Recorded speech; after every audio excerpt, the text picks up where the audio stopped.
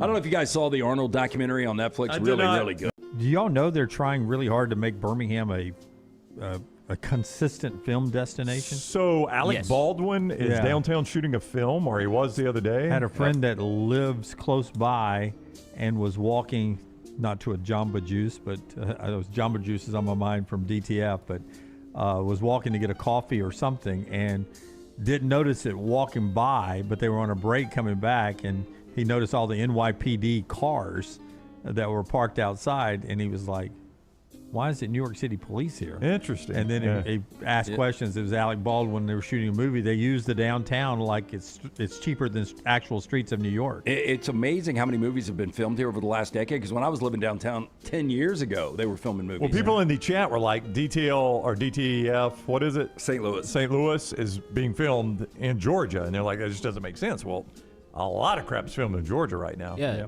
Atlanta's actually pretty good to filmmakers as far as tax credits go. They make it cheaper on them. Well, that's what they're doing here. New York hates filmmakers. I was talking with somebody from so does Cali. There's a commission that's in charge of this, and we're giving them tax breaks. They just need enough consistent projects to have the boom operators, the technician people that would live here. Yeah, you've got a union, and for those guys to be able to relocate, you've got to have enough work to provide them with. That's right, because now when projects are here, we're bringing them in from Atlanta usually. Yeah, I was more surprising on the Alec Baldwin. I didn't know he was back working. Yeah, I mean, this would be his first film back, right? Since that incident? Since Rustin. Yeah. Was it Rustin? Rust. Did you ever see it? I did not. Yeah, I didn't either. I think this kind of felt like people that would go see it, it was out of more than curiosity. It's like, well, which is the shot, even though they announced that like that shot wouldn't be in the movie at all. Yeah. So I just skipped it. It just felt gross. Yeah. And like it would be a bad movie outside of it. Yeah. On top of all that. More importantly. Hey, don't forget the next reel is coming out soon. Already out. Already out. Okay. Yep. With the clips or without the clips? It's got clips, just not from one battle after another or Hamnet. All right. So it's post-pro and ready to go. Episode 2 is up right now. Auburn plays basketball in a couple of hours after the Kentucky-LSU game. Kentucky leads LSU 25-21 first half play there. Auburn back into the field today, according to Lunardi. If Indiana loses and they win, Indiana has Northwestern tonight, Big Ten Network. So an Auburn win, and then you start scoreboard watching. Indiana plays today. SMU has Louisville. That's a losable game for them. And SMU's got a player out, too. They got a guard out. UCF, do they play today? Yep, they play Cincinnati. Losable game for UCF. Of course, then you have to worry about Cincinnati, who's behind you. That's the way the bubble works. But the possibility is there for Auburn to have some good bubble news today, and we'll recap all that tomorrow. Give me the computer screen, Forrester. On all today's Next Round on demand through the podcast platform of your choice, Apple, Spotify, iHeart, or Google Podcast, wherever you listen. Always like, follow, subscribe, and turn on automatic downloads so you never miss any part of the Next Round. It's bow time. The Bojangles Chicken Rice Bowl is back. Get dirty rice, slow-cooked Cajun pintos, cheese, and your choice of chicken for just $7.49. But order now. It's only here for a limited time. It's bow time. It's bow time. The Bojangles Chicken Rice Bowl is back. Get dirty rice, slow-cooked Cajun pintos, cheese, and your choice of chicken for just $7.49. But order now. It's only here for a limited time. It's bow time. I'm attorney Alexander Shinar, Alabama born, Alabama raised, and ready to fight for your rights. I have one of the largest firms in Alabama, and we are here to help you get the compensation you deserve. Call me, Alabama, 323-1000. Your representation is made that the quality of legal services to be performed is greater than those of other lawyers. Jim Dunaway, Lance Taylor, Ryan Brown. Live from the Birmingham Racecourse Casino Studios, the Next Round, presented by Bud Light, is on now. Yesterday was a good day for me. It was a good day for millionaire and billionaires who have money in oil. And it's a good day for Auburn basketball in the bubble. We'll talk about two of those three things throughout the course of the show today. I was floored last night. You guys were at trivia. Brown said you saw it on the screen when Lunardi popped up in the night session. But I was floored when Lunardi said, the bubble has been so bad today for teams that Auburn may not even have to beat Tennessee tomorrow to be in the tournament. Big day for Auburn yesterday. They beat Mississippi State, and everyone around them is collapsing. Yeah, look, if you're the Auburn Tigers, and I'm sure Steven is relaying this message to his guys internally, we can't rely upon this. Like, all that other stuff is nothing but distractions. Let's control what we can control, and I think we would all agree if they do beat Tennessee as a 5.5-point underdog, they're going to be in this tournament. And I think it's just a reflection on how soft this bubble is. And I'll say it again. We do not need to expand this tournment. This should be the commercial for it, right? Boy, now. I mean, that was Mississippi State up 10. And, we talked about this last night, Brown. When State gets up double digits, you're just like, what is going on? Yeah, it felt awful. Before we get into the actual game there, Brownie, though, and you and I were talking about this earlier, Indiana, they're 1-6 in their last 7. They lose to Northwestern yesterday. Florida State beat Cal. SMU still in, to your point, Lance, and your point, Brown. You bring it up all the time, too. No need to expand. SMU's now lost 5 of 6, but they're still in because it was a quality loss to Louisville. Cincinnati lost to a UCF team that sort of is still in, but it kills them. And I was looking, the only teams behind Auburn of the first 4 out, the next 4 out, and even those other 4 that Lunardi puts down there, the only ones that are still playing is San Diego State, New Mexico, who played today, Seton Hall, sorta, and then here comes Oklahoma, who all of a sudden has won 5 straight, and they're getting themselves into the conversation because all the other bubble people suck. Yeah, it's remarkable on the bubble right now. I was looking at Jeff Goodman, filled to 68. Indiana 1-6 in their last 5. 5 of those last 7. 5 of those double-digit losses. Auburn 2-4, quad 2 and quad 3 losses. Texas 1-5, 2 quad 2 losses. Cal 1-3, they've taken on a quad 2 and quad 3 loss. Stanford a quad 3 loss to Pitt. Cincinnati a quad 2 loss to UCF. SMU you mentioned 1-5, 2 quad 2 losses down the stretch. NC State 1-4, 2 Q2 losses. Virginia Tech 1-3, 2 quad 2 losses. San Diego State 2-4, 2 quad 2 losses. I mean, it's awful. They're all bad. And back to it, we're going to be tortured with a lot of those teams. Yep.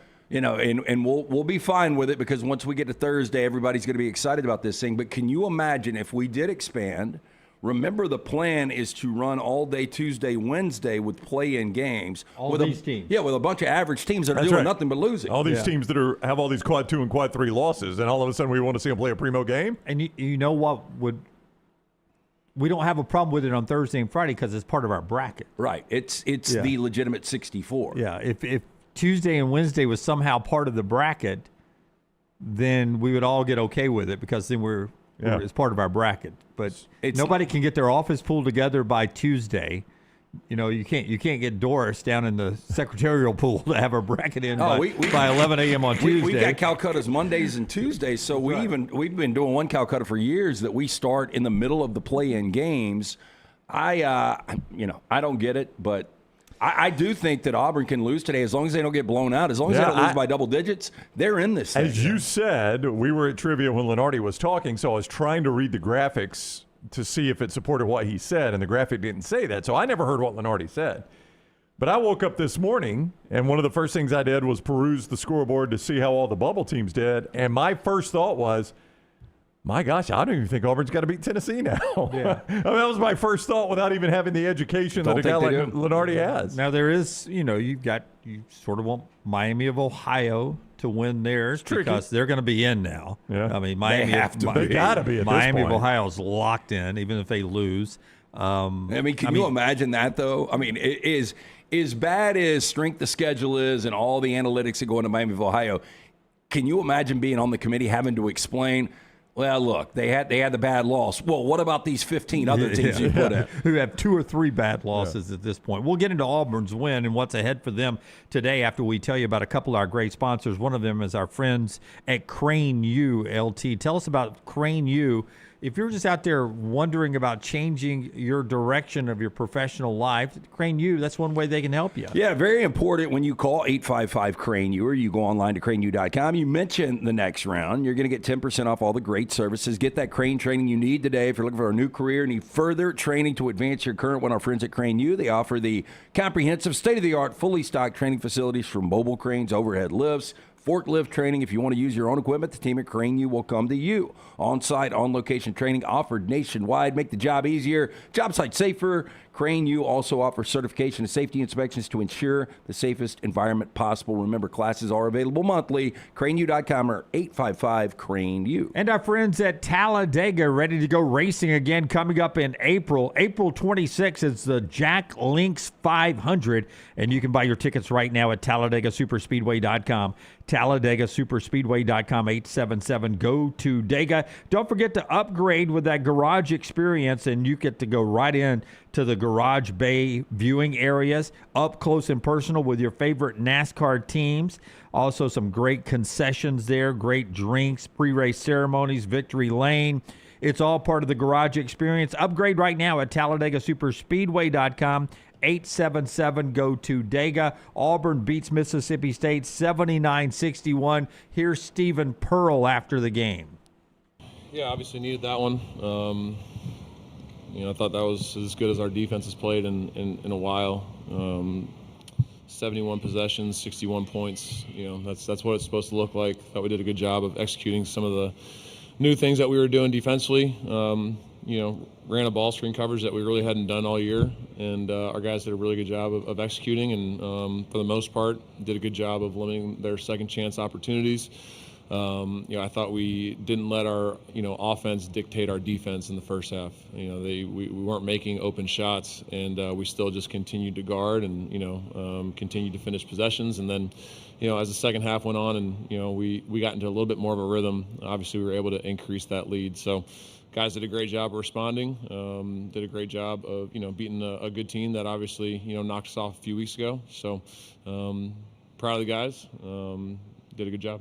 As we said yesterday during the show, you got embarrassed by Josh Hubbard last time. I mean, if this team has any sort of pride whatsoever, Hubbard is you put him in the front row, you do whatever you have to do. You do not let him have that kind of game. I'm not saying you play dirty, but I am saying you don't let him have that kind of game. And they didn't. I mean, he scored 22. That's a good day, but that is not the Josh Hubbard day he had in Starkville. Yeah, look, I thought their defense was much better. It's like they gave up a little bit of offense to be much better on defense, and it ended up being, at least yesterday, a better version of the Auburn Tigers. I just, when they got down early. Me and you both. I didn't know what was going on, but you got to give them a lot of credit. The way they flipped the switch in the second half and completely dominated the second half. They played with urgency. I thought the offense did click in the second half. And I'll tell you, Kevin Overton, the way he's playing offensively right now, he's kind of becoming their go-to guy. Double digits in 7 straight games. His 6 3-pointers is an Auburn school record in the SEC tournament. Very surprising. Yeah, in the SEC tournament. Yeah, in the SEC tournament, it's 6 threes, and I would have thought a person would have had that. Not a human being, someone named person at the end. Yes, Chuck or Wesley. Or even Scotty Pullman. Scott Pullman. Or Tahad, but he hasn't played great in Nashville. One of his better games yesterday with 13. Here's Keyshawn Murphy, cut 3. Tyler. He gets asked what was said at halftime because Auburn was down 33-30, but these guys both have mentioned they were double-digit down at one point, and this is actually their 3rd win this year, coming back from double digits down. So what was it like in the locker room with the season hanging on a brink, Keyshawn Murphy? During that halftime talk, did he tell y'all more effort, or what did that halftime locker room look like?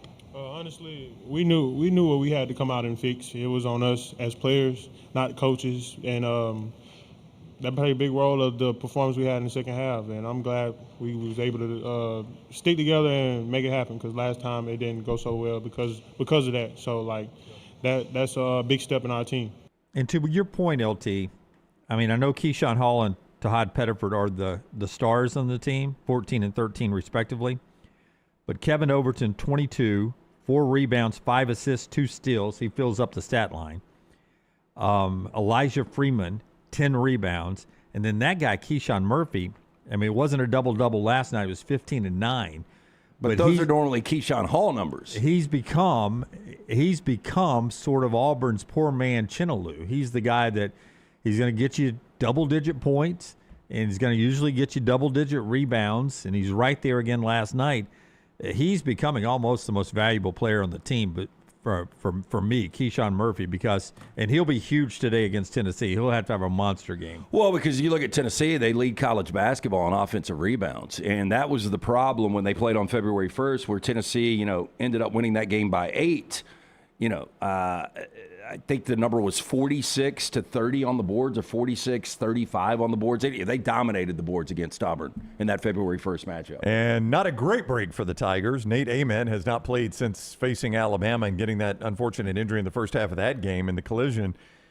Pete Thamel reporting he's going to give it a go today, that Amen is expected to play. So in a game – again, I don't even know that Auburn has to win now, but it certainly would lock you in if you did. You might actually face a full-strength Tennessee. And it's going to shock you. Tennessee's struggling right now. Yeah, they've lost 3 of 4 now. 3 of the 4 losses without all by Amen. 4 or less points. And they're all without Amen. Yeah, but all quality opponents too. Yeah. Vanderbilt, Missouri, Alabama, really, really tight games, but they are struggling right now. It would be interesting to see if Auburn could play their way out of Dayton. It's going to hard to imagine that, right? But a win over Tennessee, could that give them some upward movement? I mean, in Auburn, so how many are Auburn like that are going to be in Dayton? 4? No, 6. Yeah. There will be 4 11 seeds there. All the last 4 in goes, and then 4 of the small 16s. conference champions. Yeah. Okay. So right now it's looking like 2 SEC teams will be there in Dayton. Texas, Missouri, Auburn, somebody from that group? 2 of those 3 2 of those likely, 3. likely Texas, in Dayton. Auburn. You think Texas, Auburn right now? I mean, if Missouri beats Kentucky today, that seems to change their position a little bit. A little bit, yeah. But as you pointed out, Texas, I believe, holds the head-to-head with Missouri. One meeting, right? Texas beat Missouri. One meeting, Auburn beat Texas, if I remember the schedule correctly. It's a crazy bubble time. It's fun to me. Don't always like having a team on the bubble, but that's why these things can be important. And it seems like this SEC tournament important for some teams. What happened yesterday with everyone else and what's on the slate today in Nashville, brought to you by our friends at Bojangles. Tell us about Bojangles, Brown. You can make a bow time at Bojangles. That Bojangler is back. The Alaskan pollock fillet of fish with that Bo's seasoning. You can get the deluxe with lettuce, pickle, tomato, cheese, and tartar sauce. Right now for a limited time at Bojangles. Start your day putting up 3s with that Bojangles triple-double biscuit. Triple the protein, bacon, sausage, and egg, double the cheese, all on a scratch-made Bojangles biscuit as always. And with all their breakfast biscuits and breakfast meals, like that ham biscuit, 2 for $5 right now, you can try it with their brand new iced coffee and cap off any meal the right way with that strawberry cobbler. From our friends at Bojangles, where it is always bow time. Hey, last night you guys were at Odie's. What was the question last night? What came first, Carrie Underwood or Back to the Future, the movie? I was off on Underwood's year. I got the Back to the Future year. Back to the Future's mid-'80s. It was 85. Carrie Underwood. I'm going to say Carrie Underwood is 1984, Back to the Future 1985. Carrie Underwood, 83, Back to the Future, 85. So Carrie Underwood did come. She celebrated a birthday this week. I talked about it a couple of days ago. These are the little things that you learn at Odie's Team Trivia. We do it every Wednesday night. But a great place to watch all of your SEC tournament action. Stop in, enjoy the great food from Rodney Davis. He's been doing it for almost 4 decades now. 2 locations, the one we were at last night, the original Crestline. Newest location right there in Edgewood on Broadway. Get in, see Will Haver, that great staff. Birmingham Institution, it's Odie's Tavern. Richard Hendrix talks more basketball SEC tournament up in Nashville. He joins us at 9:30 coming up. Yesterday, Kentucky beat LSU 87-82. A scary game for Kentucky, to be honest with you. They didn't really blow a really bad LSU team out of the water. Ole Miss beats Texas 76-66. Texas 18-14 on the year, 9-10 in conference, and sweating it out on Selection Sunday, says Joe Lunardi now. But with everybody losing, Texas is going to be in. But are they in the bye situation or on their way to Dayton? And then Oklahoma's won 5 straight. They beat South Carolina 86-74. We'll talk to Hendrix about those games and the ones today. Kentucky, Missouri in a great game, 11:30. 2 hours from now at the SEC Network. The Auburn game's at 2, Auburn and Tennessee. Expected Tennessee crowd, obviously, in Nashville. Then the night session, Ole Miss and Georgia, Oklahoma and Texas A&M. Remember I said the the bracket looked like we'd have exciting basketball in prime time, better than the daytime basketball. Well, today, daytime wins again. Kentucky, Missouri, Auburn, Tennessee, much better than Ole Miss, Georgia, You think? Oklahoma, Texas A&M. But it will be fun to see what Oklahoma can do if they can stay hot and what Bucky's team does tonight at 8:30. We'll talk to Richard coming up about that in just a second. Golf update, and then we got to do one football thing in this opening segment. Our golf update today brought to you by our friends at Hoover Toyota, because this is the Players Championship, a $25 million purse, so this is one of the majors. So give us a leaderboard or news headline update brought to you by Hoover Toyota. Yeah, it's still pretty early. The big news is Cullen Morikawa, who was one of the early favorites in this, had to withdraw on the his second tee after straining his back with a practice swing. That was how he hurt his back there. How often does that happen? Pretty rare, I would think. Max Grazerman is your leader right now. He's 5 under through 8 holes. Justin Thomas, who's only playing his second event of the year because he also has been injured, underwent back surgery in the offseason last year, 3 under through 5 holes. So he's off to a good start, just a couple shots back of the lead at the Players Championship down in Ponte Vedra. The updates presented by our friends at Hoover Toyota. Yeah, hoovertoyota.com for more information on their great inventory, financing options, or stop in and see all the fine folks right there located Highway 150. It's our friends at Hoover Toyota. And, of course, we're 170 days away from the start of college football. That's our Innisfree countdown to kickoff. 170 is the number today, a game day tradition.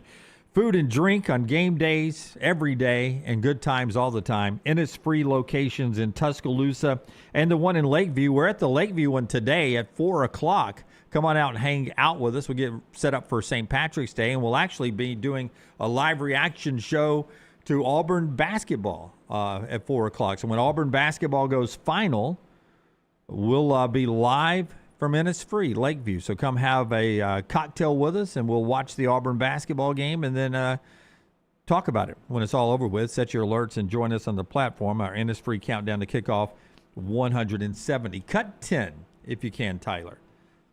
At 11:30 today, final segment of the show, Mark Schlereth, formerly of ESPN, the Stinkin' Truth podcast, is going to join us. The reason I asked Brown to get him on the show was this sound bite that was sent to me by a couple of viewers, one Auburn fan, one Alabama fan, that sent me this in the DMs. And this is what Stink, who's a former All-Pro offensive lineman, correct? Yeah. I don't know if he was All-Pro, but I mean he was a starter on those back-to-back Super Bowl champion teams. Yeah. And, he was a really, really good offensive line. Wouldn't be surprised. It was at that point it was the best offensive line in football. Yeah, part of the Hogs, the old Washington Redskins, and then played for Denver as well when they were really, really good. Now a Fox NFL analyst, so this guy's he's around the game all the time. He knows the offensive line play. So with a Gruden Grinder T-shirt on, the Stinkin' Truth podcast, here is what a couple of you guys were sending me in the DMs. We ended up watching 5 hours of Alabama offense. And unbelievable. Like, I came away 5 hours. That's the most horseshit offense, run game-wise, I've ever watched. Alabama's? Embarrassing. Really? Embarrassing. Like, it is. I still, to this point, 5 hours in, I don't know what their offense is. I don't know what other than trick plays, I don't know what they hang their hat on. Their run offense, and I mean, it's the old saying, you're either coaching or allowing it to happen. That was garbage. Kellen DeBoer. Garbage. They couldn't block their way out of a wet paper sack. I could go in there and fix that offense in 2 seconds. Well, not applying for the job, but they do have a new offensive line coach, and we would assume some new blocking schemes and things like that. I wanted to have him on because I wanted to ask him what he meant by all that. Yeah, I mean, look, we're not technical guys, but if it's that obvious to somebody that played the position for that many years, how does it like happen over the entirety of a season? When we're talking about $1 billion industry right now, where Kalen DeBoer is one of the top 10 paid coaches, and it is one of the great programs out there, how you allow this to happen? Well, it's worrisome, I think, for Alabama fans because Kalen DeBoer has never had a super dominant run game. It's always been just enough run to support the pass game. In fact, if you go look at his time as a head coach, if I am not mistaken, in terms of rush yards per game, actually his first year at Alabama, when he had one of the best running quarterbacks in all of football, was the most run yards per game he's ever had as a head coach in a season.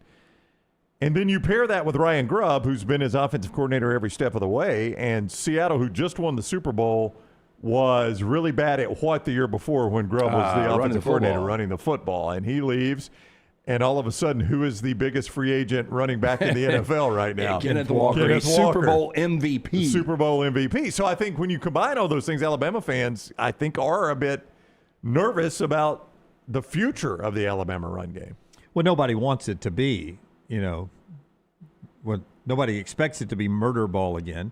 Nobody expects it to be 3 yards in a cloud of dust. It's just where's the happy medium to be where Kalen DeBoer wants it to be successful in his offense like they were at Washington. And that's probably about 30, 40, 50 more yards a game. But, there are good yards, there are bad yards. I want to ask Schlereth, does he think it's offensive scheme? Was it the way they were blocking on the offensive line? Was it talent on the offensive line?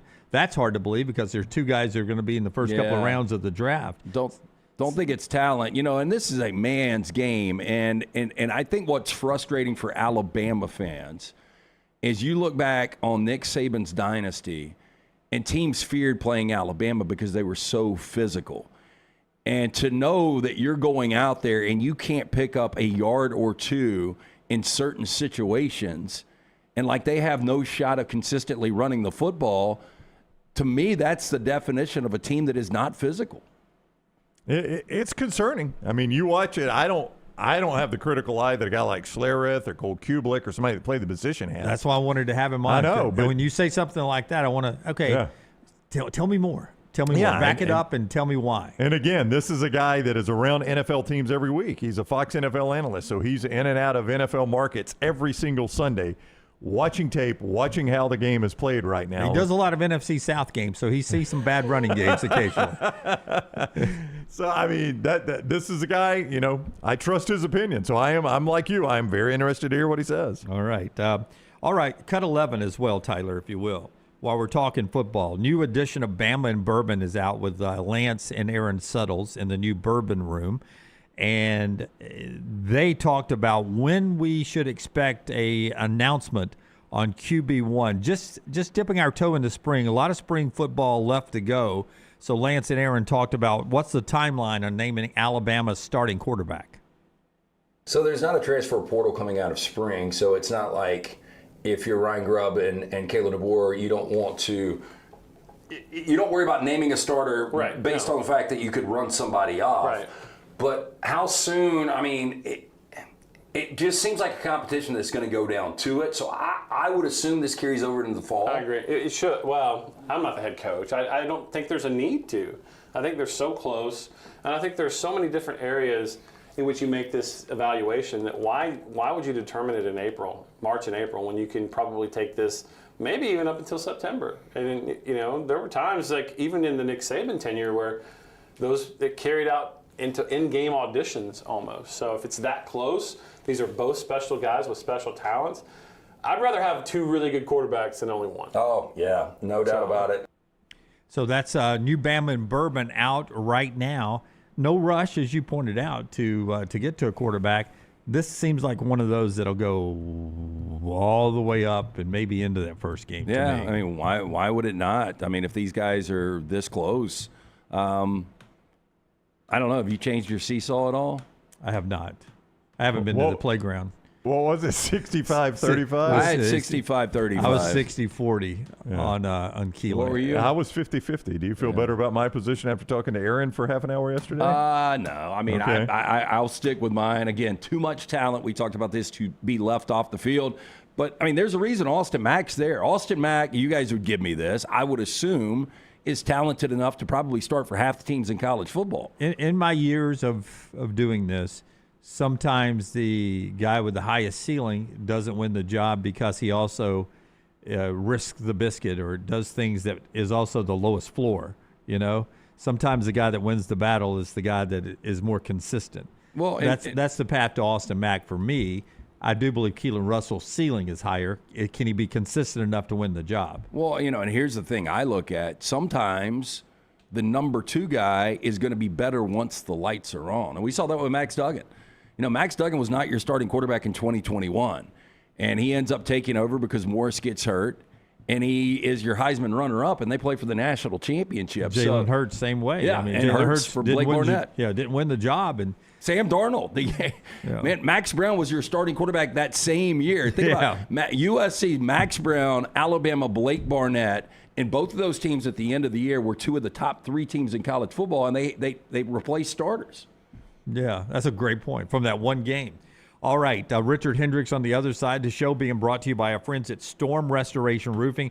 Man, some of the thunder and lightning last night at 11:30. If you had storm damage last night, I hope you do or have done what I've been telling you to do is write down Greg's number. Greg from Pell City, stormrestorationroofing.com, 205-542-3531. Always call him when you have storm damage. Before you even call your insurance provider, he can help you. Will do a better job of filing your claim even. He works great with the insurance providers in the area because he's been doing it for so many years, locally owned for over 20 years at stormrestorationroofing.com. He'll give you a free no-cost roof inspection, 205-542-3531. As I said, A-plus rated with the Better Business Bureau. Roof replacement, storm damage repair. He has a builder's license. He can do it all for you. Check it out, especially after these powerful storms this week. 205-542-3531, stormrestorationroofing.com. And we'll tell you more with Richard Hendrix on the other side. I'm attorney Alexander Shinar, Alabama born, Alabama raised, and ready to fight for your rights. I have one of the largest firms in Alabama, and we are here to help you get the compensation you deserve. Call me, Alabama, 323-1000. No representation is made that the quality of legal services to be performed is greater than those of other lawyers. To everyone who craves a fresh meal made just for you, let our team member Jacob share what's special about Culver's. In Wisconsin, our food comes from the heart, and taking the time to handcraft your meal with care is how we've always done it at Culver's. It's why your Butterburger doesn't touch the grill until after you order. Come to Culver's and let us serve you a Butterburger, made special just for you. From Wisconsin with love, welcome to Delicious.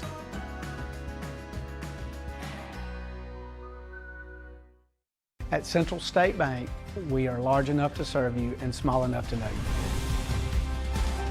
Manage your money with ease, whether it's mobile banking, hassle-free checking, competitive loans, business solutions, or personalized financial advice. We're your hometown bank with big-time service. Visit us today and experience banking made simple, because at Central State Bank, you come first.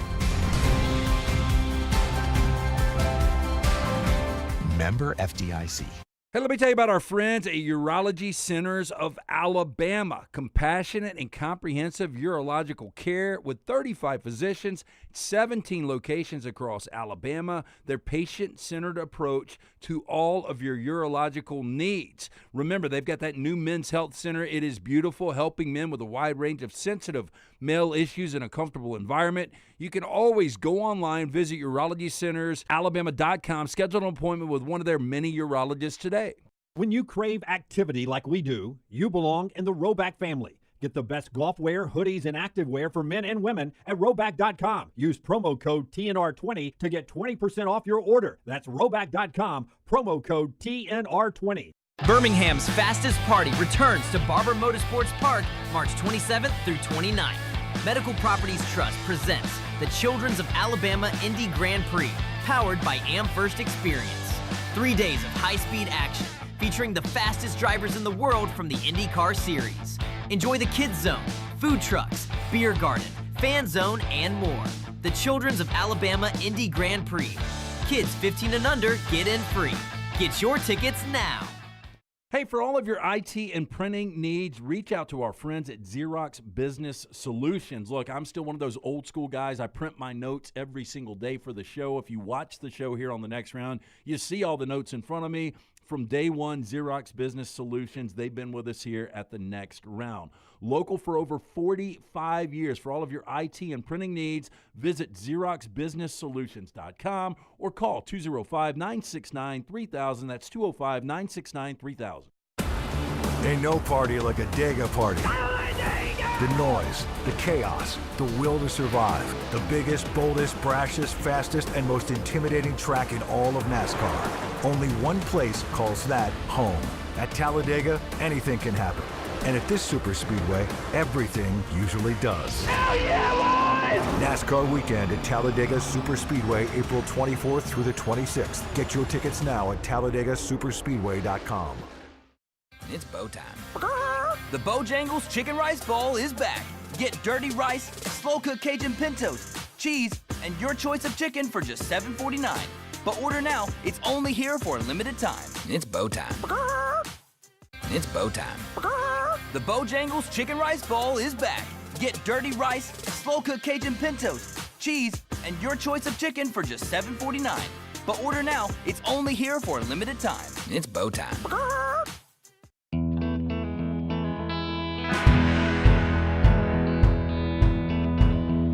Basketball starts back in Nashville at 11:30. We're back racing later this month at the Barber Motorsports Park for Indy Racing. That's right. March 27 through 29, Medical Properties Trust presents the Children's of Alabama Indy Grand Prix, powered by AmFirst. 3 days of high-speed action featuring the fastest drivers in the world from the IndyCar Series.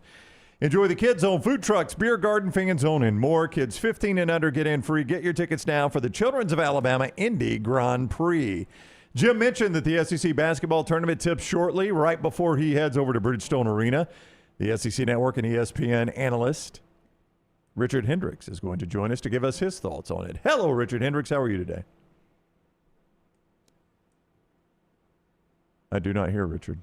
I do not see a green light on his mic. I think he has muted himself, possibly. Hey, can you hear me now? A good diagnosis by Dr. Taylor. Yeah, of all the doctor of microphones. Of all the people to catch that one, Lance. You know, you always got to have a good tech guy. I appreciate that. I'm not the most tech savvy, but you know, I know what I see with my eyes, and I've been watching a little bit of ball in Bridgestone Arena. Been a good time so far in SEC tournament. Well, speaking of your eyes, the 20 minutes we got in the second half from the Auburn Tigers, how can Stephen Pearl bottle that up and carry it over today against Tennessee for 40 minutes? Wow. Well, that's going to be a tall task. And Tennessee is a team that's powerful. They get it done at a historic rate as far as their offensive rebounding and second chance points are concerned. I believe Nate Ament might be back in the fold after nursing a little bit of an injury. So Auburn's going to have to play like they did in the second half, going to have a little bit more efficient shooting from Tahad Pettiford. I thought the key to that last game, Kevin Overton came in knocking down a lot of shots. Listen, he's proven to be a really consistent scorer in many times when you need him in the big games. But he and Keyshawn Murphy, I think what he did defensively, getting several steals in this last game, some rejections and tough rebounds, they're going to have to be the ones to bring it to pair with what you know that Keyshawn Hall and Pettiford will do as far as their offensive attack. Do you spend a lot of time talking and looking at the bubble? Like yesterday was a great day for Auburn if you're a bubble person, right? For them, I mean, I think first and foremost, your mindset has to be in the conference tournament is that I control my own destiny. Every team in the tournament controls their own destiny with a chance of winning the conference tournament and going to the NCAAs. But for Auburn, you have the chance where Texas loses, Cincinnati loses, SMU loses, Indiana loses. And now you have all of the teams that are on the bubble are there to help you. The only other team I would look at that seems to be improving what they can do as far as the NCAA resume and taking a bid at the end is Oklahoma, who won 5 straight games and I believe 7 out of the last 9, playing really good basketball. But Auburn, being 1 game above 500, might be solidly in the field. And, you know, I don't know what that means to say about the field, but, I mean, to have a team that's going to be maybe 17-16 if they lose a game, make the tournament, this is just where we are. While we're on Auburn, they play Tennessee today. Nate Ament, according to Pete Thamel of ESPN, is going to give it a go today. He has not played since the injury in that Alabama game. And Lance pointed out Tennessee has not been the same team without him. They've lost to good teams, but they've lost 3 games without him. What does Ament bring, and how bad a news is that for Auburn that he might come back? Well, he brings a mismatch as far as scoring ability is concerned. In Tennessee, their recipe of success is to pound it on the offensive glass and play strong defense. But with Nate Ament, he can get the ball in the mid post and use his isolation moves to score over top. At 6'10", he's just going to have the ability to be there for offensive rebound putbacks and to finish around the basket with ease. When he can shoot well from the outside, now you really have a dynamic player, as many of us have seen throughout the season in flashes, that he can be one of the elite players in the entire game.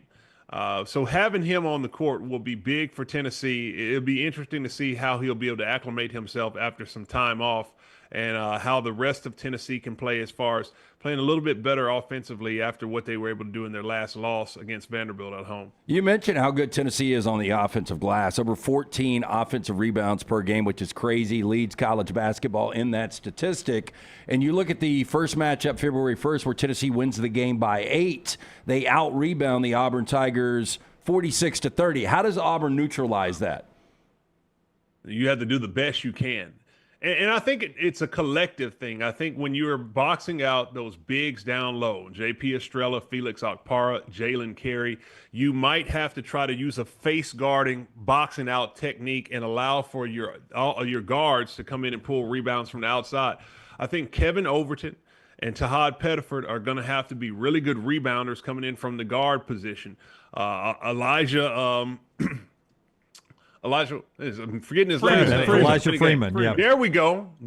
Elijah Freeman is going to have to be big. He's had some big games with his offensive rebound and even won a game with the putback that they had. So they're going to have to do a really good job of gang rebounding. And you can't just rely all of it on Keyshawn Murphy and Keyshawn Hall to be able to box out these guys, because they go after it.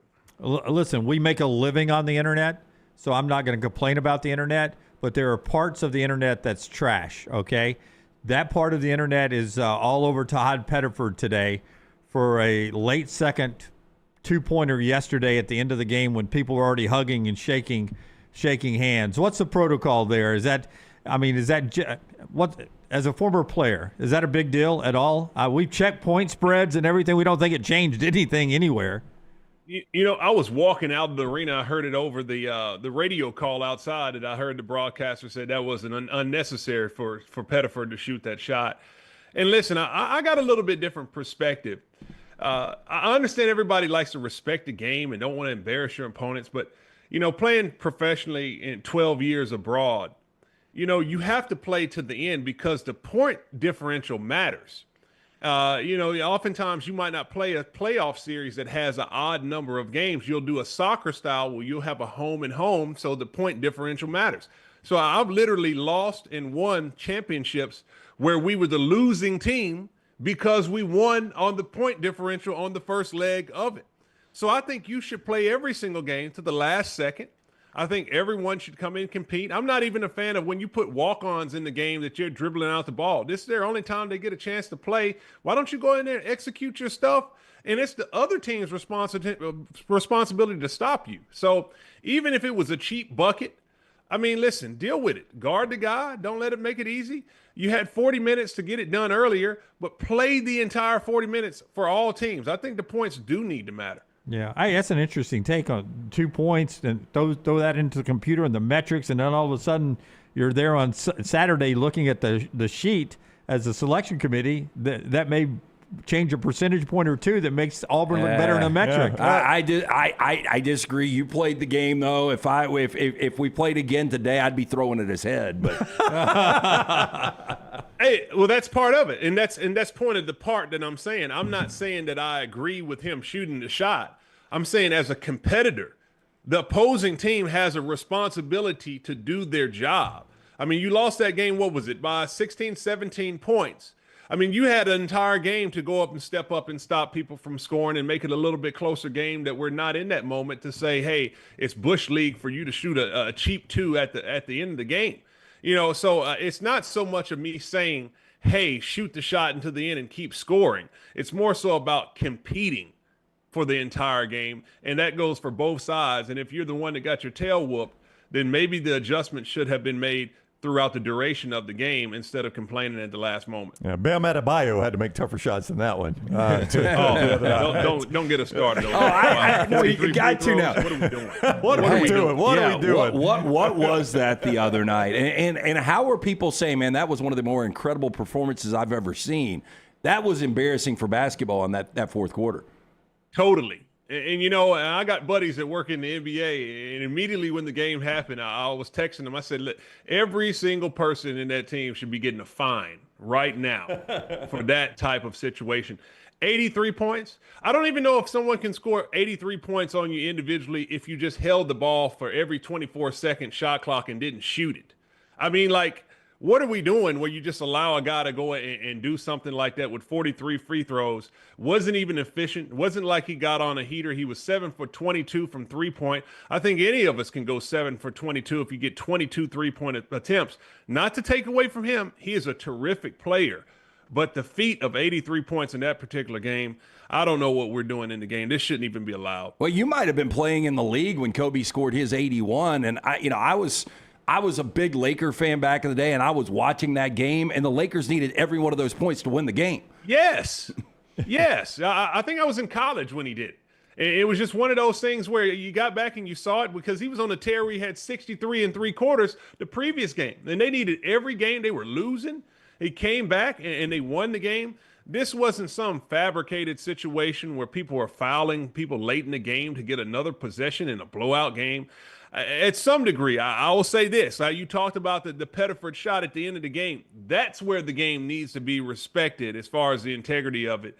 To a degree, I mean, that's just tough to deal with because I'm a historian when it comes to these statistical things, and that kind of stuff matters. And you shouldn't be able to have people come in and just taint the legacy of the game by having fabricated the statistical outputs. See, I noticed what happened there. Lance and us were trying to drag you deeper into middle age, and you drug yourself back. I was in college when that happened. I was in college still when that happened. Don't put me in the pros. You're still holding on to the side of the pool there. We'll get you to the deep end eventually, Hendrix.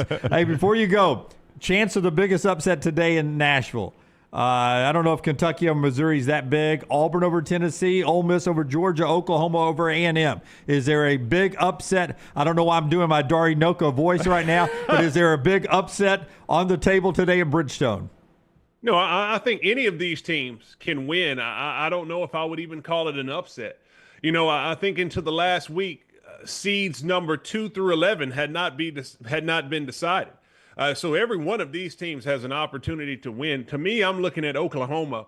Their draw that they have, I think they can get a chance of getting some revenge against Texas A&M and even beating Arkansas moving forward, which will solidify them. The team that I'm looking at that's going to be playing on Friday, I think Alabama has a tough draw. It may have been Ole Miss, had it been Texas, or even with Georgia. These are all teams that have given Alabama some challenges. Maybe not this year for Ole Miss, but in the past. So I don't know if I see any upsets because I don't know if I view them as upsets. I think it's wide open today. All right, he is Richard Hendrix. You'll see him on the SEC Network and ESPN throughout the NCAA Tournament. He's always kind with his time with us. Thank you very much, Richard. Enjoy the games today over at Bridgestone.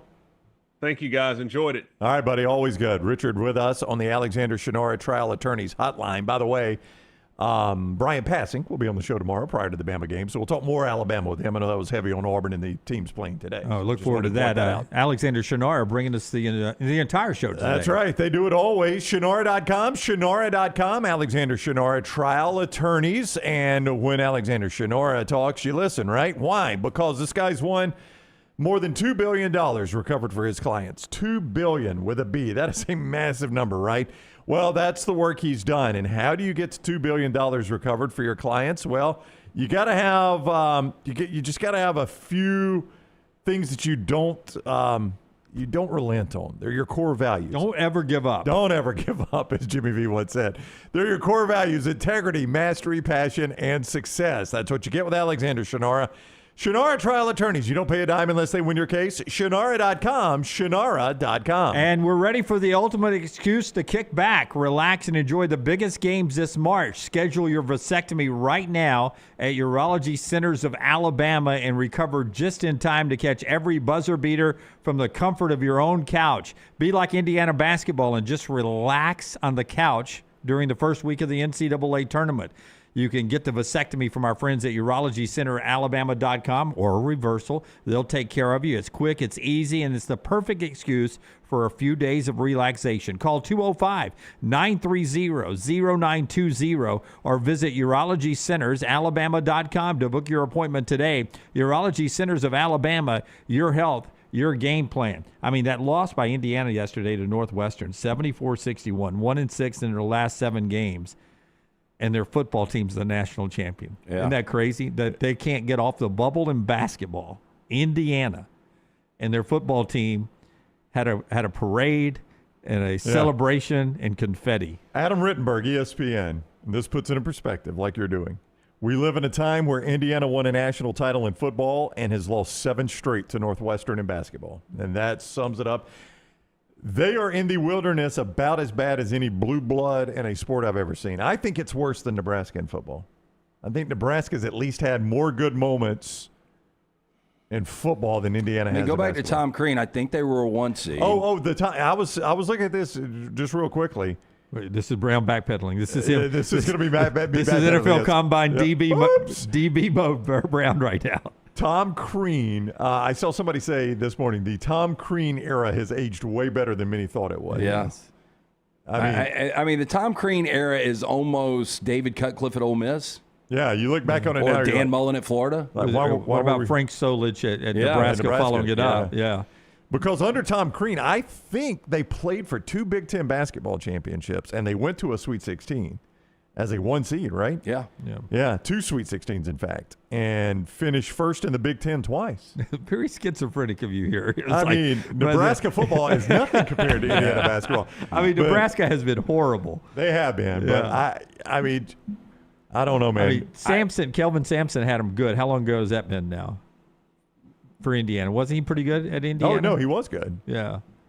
I mean, apparently he made phone calls when he wasn't supposed to make phone calls. No, that was Kelvin Sampson was at Oklahoma. No, he was in Indiana. I thought he went to Indiana too. Yeah, he did. I mean, in true Kelvin Sampson fashion, to Dunaway's point. Washington State. It ended badly. Houston, Oklahoma. God, was he at Indiana? Yeah, he was in Indiana. I'll give you his record real quick. But to answer your question. He smoked a cigarette while he was there. I know that. Yeah, Bob Knight, Mike Davis, Kelvin Sampson. Dan Dockich actually replaced him. Sampson was 21-11. Went to the second round, 25-8, went to the first round. He didn't really have any postseason success, but he was only there 2 years. He just got in a little trouble. Yeah, that's kind of followed. I think it was just phone calls. Yeah. All right, basketball continues. A couple of more things to get to before we get to the top of the hour and back to college football. That's being brought to you today by our friends at Central State Bank. Brownie, tell us about Central State Bank, and then we'll unlock a little controversy that Auburn basketball has been drug into. Oh, dear. Central State Bank, they are the bank that is big enough to meet every single need you have, but they're also small enough to know you. How's that? Well, they're a community bank. That means their decisions are made locally. That means they're people that are making those decisions and helping you every day live in your community. They work in your community. Their kids play ball in your community like your kids do. They're your neighbors. They go to church with you. I mean, that's what you get with Central State Bank. It is a local bank making local decisions. And if you've never dealt with these massive banks when you've had issues, you don't know the importance of banking locally. So do it with Central State Bank.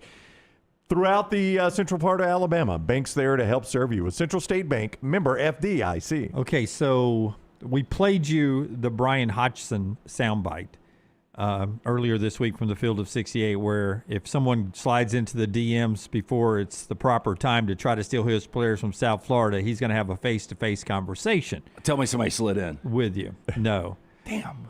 The head coach at Queens, Grant Leonard, retweeting that interview with Brian Hodgson on the Field of 68, said, "We had an SEC assistant buy a courtside seat for one of our conference tournament games to, quote, get ahead of recruiting one of our kids." And he tagged all the folks from the Field of 68 to thoughts on that. Well, everyone went to the internet, the basketball broadcast, and they start searching.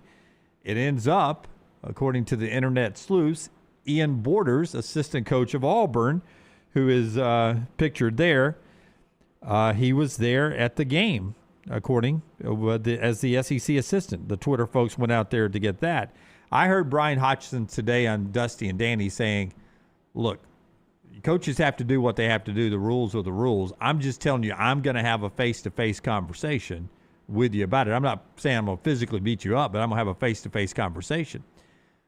Auburn beat Queens earlier this year, so Ian Borders and Auburn got a – I'm right about that, Forster, right? Beat them by 41. Yeah, beat them by 41. I don't know how you can see anybody on the court you want when you're beating somebody by 41. Yeah. But Stephen Pearl and Borders and them saw somebody they like, and they want to go try to get in the recruiting process when they rebuild this roster. I assume that they're there expecting Queens to maybe lose a game, and then maybe you're able to talk to them right afterwards. Who's the kid? I'm just looking at the box score against Auburn. There was one kid, Nasir Mann, that scored double digits. That was it. I mean, everybody for their team was awful that day. Yeah.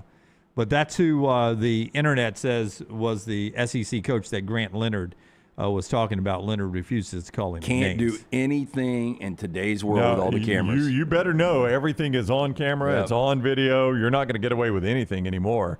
But is that a foul? In y'all's opinion? I mean, if you're talking to, I don't know. I mean, it feels different. It's not a great if look. this is, Auburn at a Arizona State game. I mean, it's a natural progression. If a guy from Queens can get a deal with the Auburn Tigers, if you're Queens head coach, I mean, that sucks, but that's part of the game. And if he's good enough, the Queens head coach, then he'll ascend and he'll get another job. Yeah. Do you know, it's funny you bring that up because I've saved this quote all week. Jerry Mack's the head football coach at Kennesaw State, and he's done a wonderful job. They sucked, and they were pretty good this year.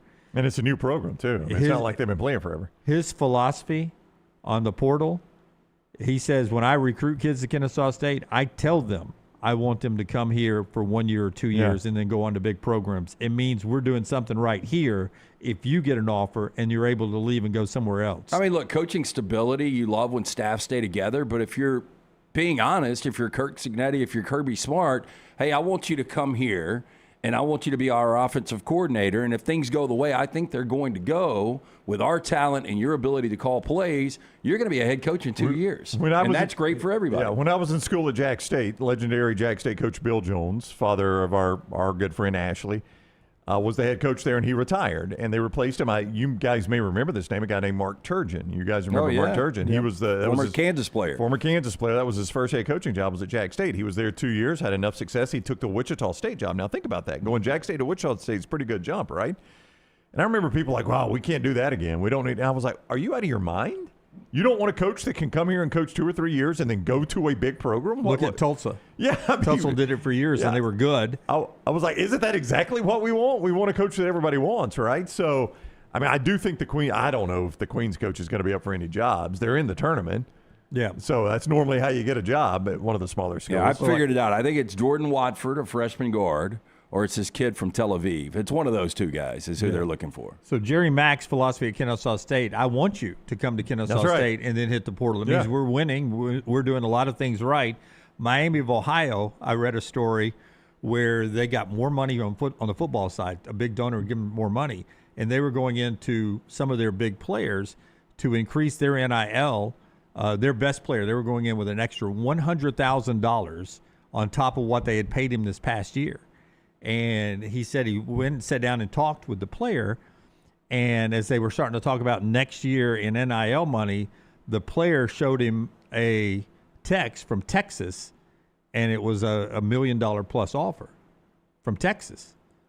And the guy looked at him and said, congratulations. No, they finished the conversation, but the guy tells the story. He walked out, and the assistant coaches are waiting, like, what did he say about the offer, about the extra $100,000? And the coach told his assistants, I never even told him we had another $100,000 from him. I didn't want to embarrass ourselves. Yeah, right.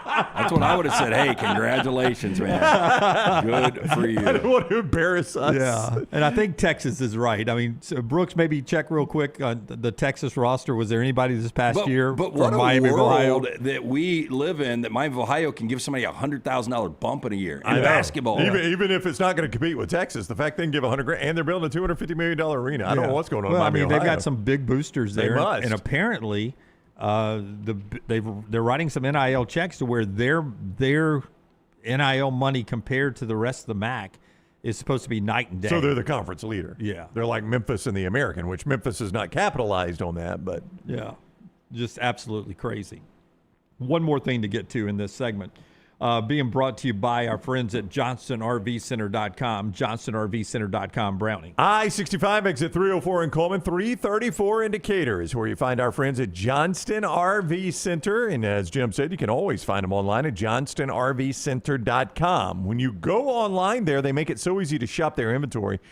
You can look for certain types of models, like the big motorhome, down to the coach, the RVs, the park model, whatever that is. Or if you're like, well, price range is really my thing, you can shop for anything that's $30,000 or less, or any price range all the way up to more than $120,000. So whatever your price range, you can shop right there as well. And everything they sell at Johnston RV Center is backed by RV Warranty Forever. That gives you a lifetime warranty on anything that is new or qualifying pre-owned at Johnston RV Center, I-65 exit 304 in Coleman, 334 in Decatur, and always online, JohnstonRVCenter.com. So I'm behind on the pit, and I was catching up. In one of the episodes, a chick has a problem with her eye. Yes, she does. And so they bring out the eye chart, and the only thing she can see is the top letter. I think it was E. Yes, I got E.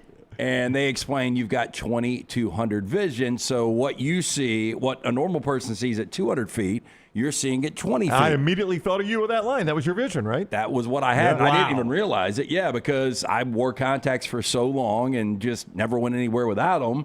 And so when I finally got screened out back in 2003, I was told that I had 2200 vision, which is legally blind. Got the procedure done from Dr. Mark Michelson. Now 2015 vision, better than 2020. Make the phone call that I made. If you wear the glasses or contacts, you're wasting money each and every year.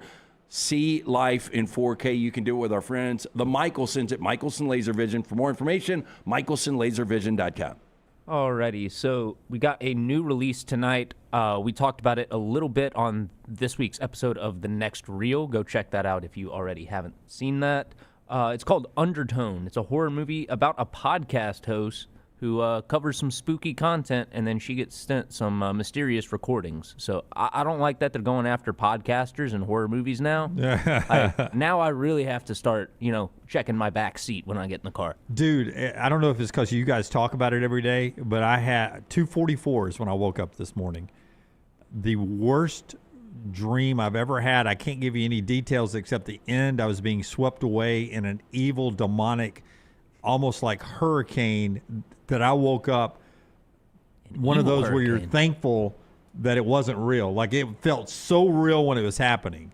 And Where did this come from? Because you don't put any of this in your head. I right? know. I don't know. But like, to try to get away, I stabbed a woman. Oh dear! Right, to try to get away, and then I'm in this demonic like hurricane wind, so I can't get out of it. Show me your stabbing move. Well, in this case, was it my downward? fear was it was this because sometimes when you dream you're peeing or going over a waterfall, you really are peeing and wetting the bed, right? So the first thing heard that. so Little kids, yeah. right? So the first thing at 2:44, I wake up. I wake Maggie up to make sure she's alive, and I didn't accidentally stab her in the middle of the night. What a horrible headline that would have been on AL.com this morning. Bad. Yeah. But nothing. Everything was fine. But then I had to go to the bathroom, so I went to the bathroom. Was your stabbing maybe a metaphor for your knife that is actually attached to you? No. No. So then I went to the bathroom, and I'm like, trying not to turn the light on because I don't want to wake Maggie, but I'm in the dark. Now I'm scared because I'd woke up from this horrible dream. And she's got a bathrobe in the back that I thought was coming into life. So I said, hell with this. I'm turning the light on. And I turned the light on and finished my business and went back to bed. But you guys talking about all this evil stuff, I don't see how you watch it. Because as LT says, I don't watch it. Y'all just talk about it every day. Yeah. Yeah, I don't know. I don't know why I like horror movies so much. They've just always. But neither been one on. of you dream about that stuff, right? Oh, I dream. I have terrible dreams. Occasionally, yeah. Okay. Almost every night. We've also got a new re-release. Well, a re-release this weekend for Kiki's Delivery Service. This is a anime film from Studio Ghibli that I like a lot. Along with her black cat Gigi, Kiki settles in a seaside town and starts a high-flying delivery service. Here begins her magical encounter with independence and responsibility, making lifelong friends and finding her place in the world. It's a fun movie. She gets a broomstick and just flies around and delivers food to people. Now, do you need to be on drugs to actually watch this? No. I would Okay. say Ghibli is almost like the Disney of anime. It's a lot of more family-oriented stuff. I like it. Netflix has added Sicario to its catalog from Denis Villeneuve. Very good. Me and Suttles actually talked about Sicario yesterday. Oh, well, check out yesterday's episode of Bama and Bourbon. Yeah. Well, y'all got into Bam Adebayo as well. Yeah, I know. Yeah, we're all over the place. We were talking about, how about this poll? He was like, there's a really good book, Dark Matters. And I was like, did Blake Crouch do that? And he's like, oh, my God, look at you with it. And I was like, I just read Pines from Blake Crouch a couple of weeks ago. So I'm knowing authors now, man. we talked about a lot of shit on Bam and Bourbon yesterday, including that 1831, which is a really, really good 114 proof bourbon. I've seen that. It goes to the NIL program, right? It does, yeah. Yeah. Be a good way for a bourbon collector to support Alabama if they wanted to. Finally on viewing menu, Paramount has added one of my most rewatched movies of all time to its catalog. I think the guys in the back row saying that comment is about almost like me trying to jump into y'all's conversation about entertainment. You stay in your lane there, man. Well, Paramount's got Good Will Hunting on its catalog. One of the best movies of all time. One of my most rewatched movies of all time. Very, very good. Still hard to believe that those guys at their age were able to write a script like that. Yep. I've never seen it.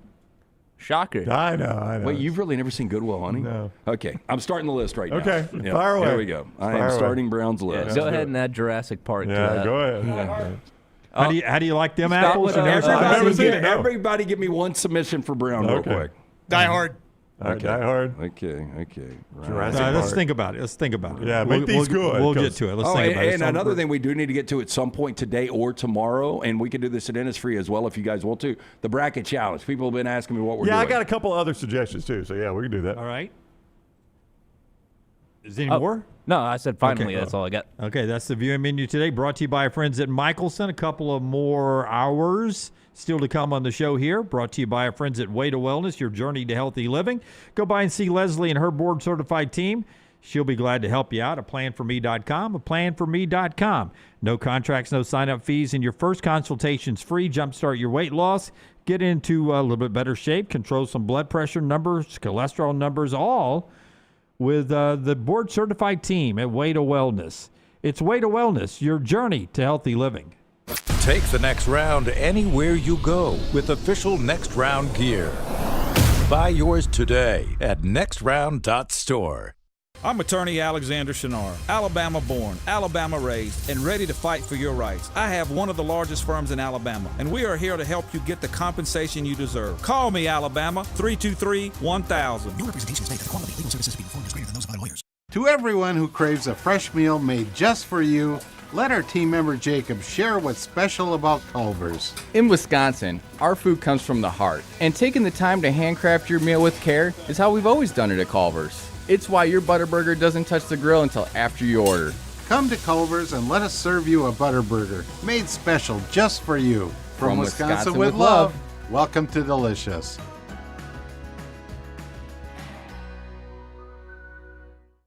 At Central State Bank, we are large enough to serve you and small enough to know you. Manage your money with ease, whether it's mobile banking, hassle-free checking, competitive loans, business solutions, or personalized financial advice. We're your hometown bank with big-time service. Visit us today and experience banking made simple, because at Central State Bank, you come first. Member FDIC. Looking for the ultimate weekend in Birmingham? The Children's of Alabama Indy Grand Prix is back at Barber Motorsports Park, March 27th through 29th. bringing big energy, big crowds, and unforgettable moments. It's more than a race. It's a full day of excitement, family fun, food, music, and world-class competition. All set on one of the most beautiful venues in racing, the Children's of Alabama Indy Grand Prix at Barber Motorsports Park. Get your tickets now.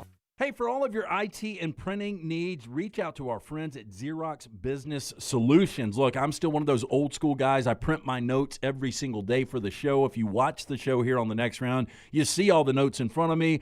From day one, Xerox Business Solutions, they've been with us here at the Next Round. Local for over 45 years. For all of your IT and printing needs, visit XeroxBusinessSolutions.com or call 205-969-3000. That's 205-969-3000. Catch up on all of today's Next Round on demand through the podcast platform of your choice. Apple, Spotify, iHeart, or Google Podcasts. Wherever you listen, always like, follow, subscribe, and turn on automatic downloads so you never miss any part of the Next Round. Hey, there's nothing worse than waking up to a plumbing problem. Don't get caught in a flooded house. Call the guys at Hemphill Services. Adam, Chad, and the team at Hemphill are the only ones I trust to fix it and fix it right the first time. Hemphill Services does it right and always at a fair price. For all of your plumbing, cooling, and heating needs, trust the name that Birmingham has trusted since 1954. That is Hemphill Services. Call now, 205-229-2090. That's 205-229-2090. Remember the name Way to Wellness if you're battling weight loss in your life. I'm Jim Dunaway from the Next Round. There was a time I was over 216 pounds until Way to Wellness helped me lose 45 pounds, and now for over 2 years, they've helped me keep that weight off. Here's their website, aplanforme.com, aplanforme.com. That's a great name for a website because there's no cookie-cutter plan. Everything is designed specifically for you. No contract, no sign-up fees, and your first consultation is free at Way to Wellness. It's bow time. The Bojangles Chicken Rice Bowl is back. Get dirty rice, slow-cooked Cajun pintos, cheese, and your choice of chicken for just $7.49. But order now. It's only here for a limited time. It's bow time. It's bow time. The Bojangles Chicken Rice Bowl is back. Get dirty rice, slow-cooked Cajun pintos, cheese, and your choice of chicken for just $7.49. But order now. It's only here for a limited time. It's bow time. Jim Dunaway, Lance Taylor, Ryan Brown. Live from the Birmingham Racecourse Casino Studios, the Next Round, presented by Bud Light, is on now.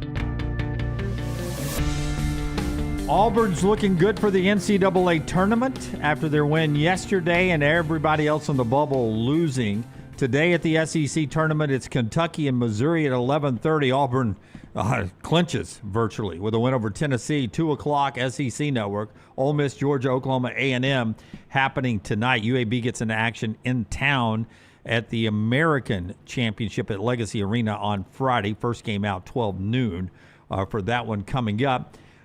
Before we get to LT's 4 downs, the bracket challenge discussion, and Brown's movie list, let's do a golf update. Leaderboard from the Players' Championship brought to you by Hoover Toyota. Max Grazerman is your leader at 4 under par through 10 holes. He's got a one-shot lead over Tony Finau, Maverick McNeely, Ricky Castillo, and Tommy Fleetwood, who had been playing awful coming in. Did I talk you off of him, or no? You went with it, right? I went with Fleetwood. Yeah, there you go. Dunaway being on Fleetwood last week and him completely shitting the I bed know, put now me all Dunaway's over Tommy Fleetwood. almost in the lead. That's it. That's the leaderboard update presented by Hoover Toyota. Yeah, stop by our friends Hoover Toyota, Highway 150 for more information on that great inventory, hoovertoyota.com. And Brown, I'll ask you the question Lance asks you a lot. Inverness Country Club yesterday, or was it too wet for you? What did I do yesterday? I'm sure no, I went out there yesterday. Yeah. Not too wet. Windy today, but good weather this weekend, and That's next right. week is fantastic. Get out to Inverness. ICCalabama.com. Inverness Country Club is where you go if you want to find a club home in Alabama. In fact, when I was out there yesterday, our friend Erin was giving someone a tour. I see her doing it so often. So many of you are wanting to find out more about Inverness Country Club. You can do one of two things. You can give Erin a call, 205-991-8608, and tell her you want to be the club, same club home where the next round is, and you want to see more about it, she'll give you that great tour, 205-991-8608 or ICCalabama.com. And while you are at ICCalabama.com, you can take a look at all the great amenities they have there, the amazing clubhouse, the wonderful food, the great golf course, the tennis facility, which is currently being renovated, all of that right there at Inverness Country Club. ICCalabama.com. All right, let's go in order here. Let's go with the Brown movie list first. Everybody's throwing one out. You're wrote curating. down Good Will Hunting. Let's go Forrester first. So these are staples, right? Yeah. Things that I don't know how you've not seen. Die Hard. Not seen it. I haven't seen Die Hard. Okay, here's where I've got his list real quick, Forrester. I got Jurassic Park, Good Will Hunting, and Die Hard. All right, there you go. Brooks? Have you ever seen Alien? Nope, never seen Alien. My gosh.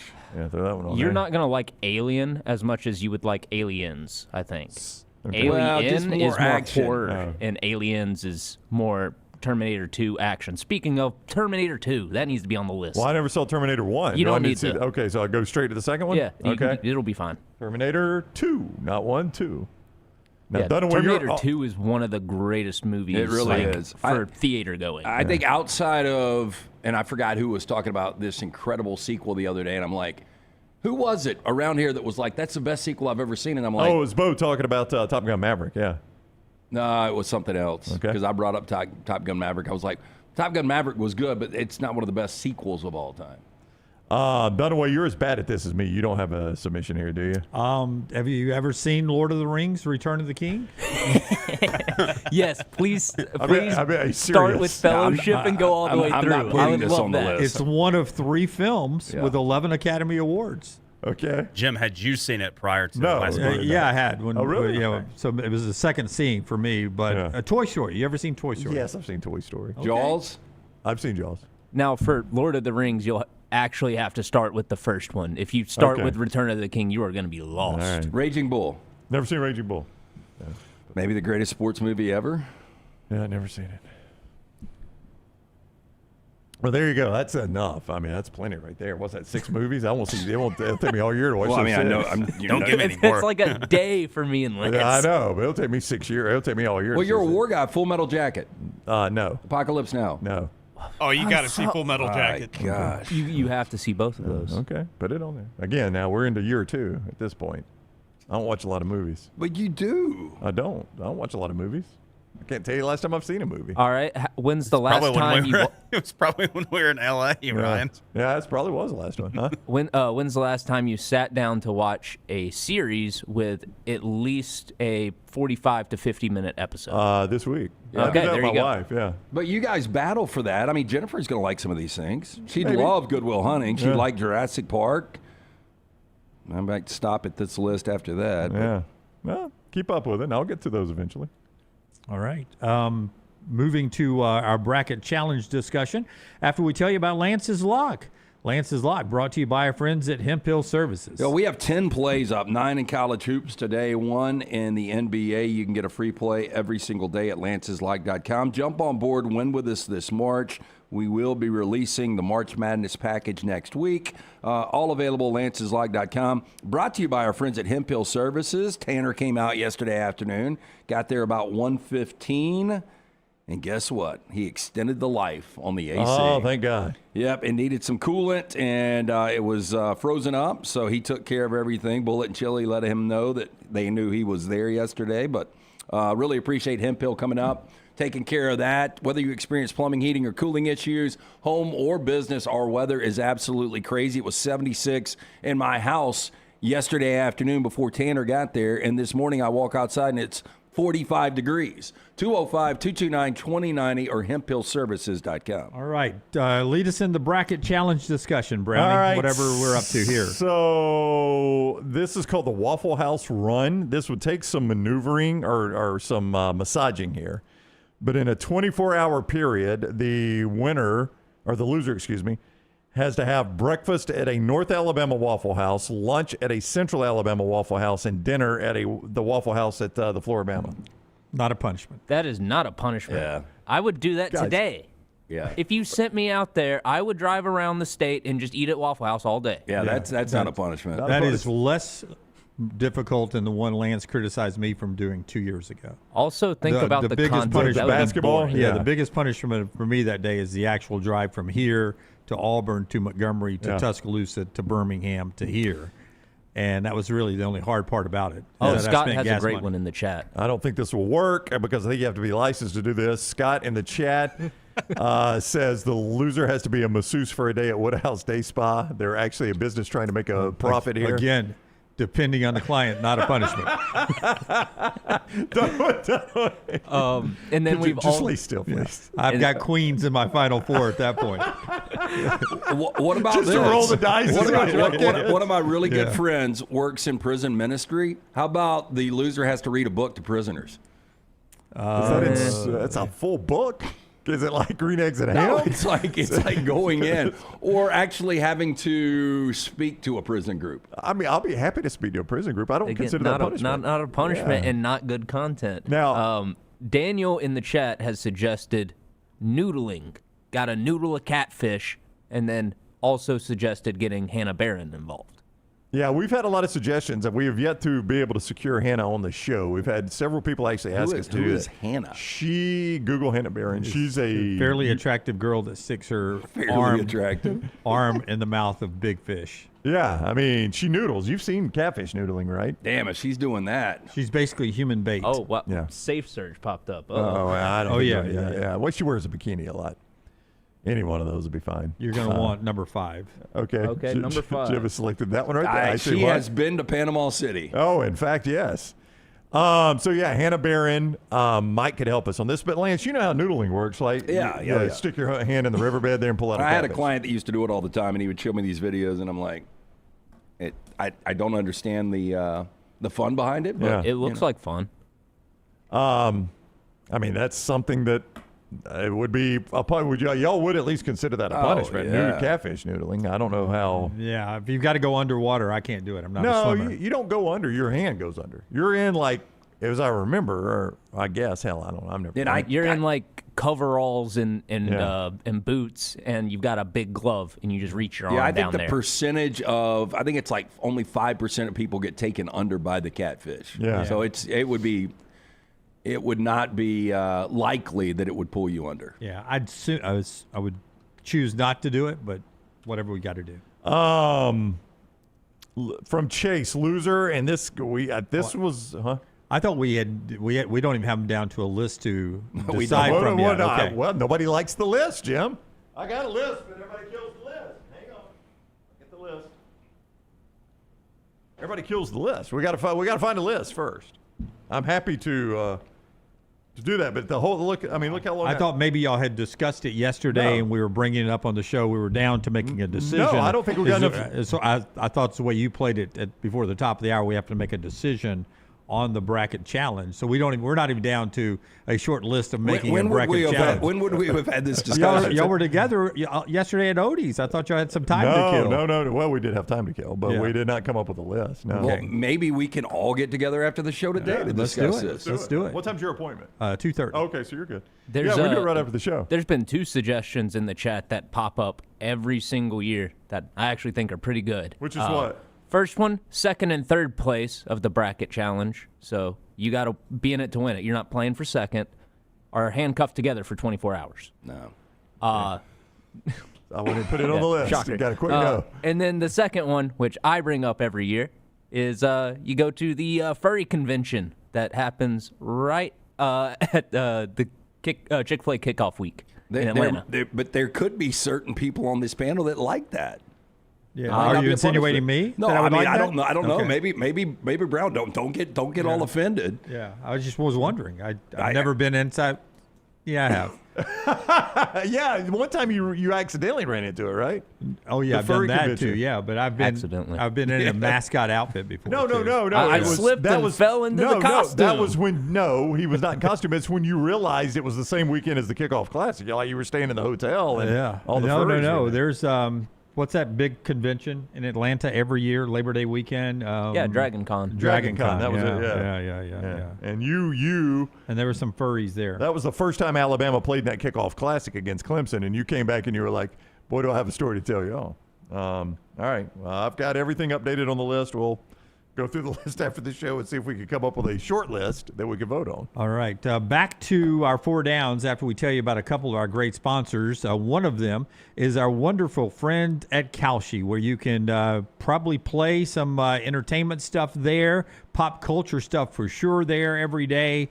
Oscar stuff coming up. You can see the next reel on some Oscar picks there, and you can take positions on games as well. I was talking to our buddy Todd Coder this morning. He downloaded Kalshi last night on his travels or attempted travels back to Birmingham. Look, a lot of people out there asking how it works. You can trade using Kalshi. It's legally available in all 50 states. Cool thing is you can get down on some SEC tournament action today, or if you want to get involved in something politically worldwide or pop culture coming up this week with the Oscars, you can take a position on all of this. Very important. First thing you need to do, download Kalshi, put in that code TNR. You're going to get $10 when you trade $10, Brown. And Kalshi is where you can play games like Tennessee and Auburn. The Tigers, maybe even not playing for their NCAA tournament life now.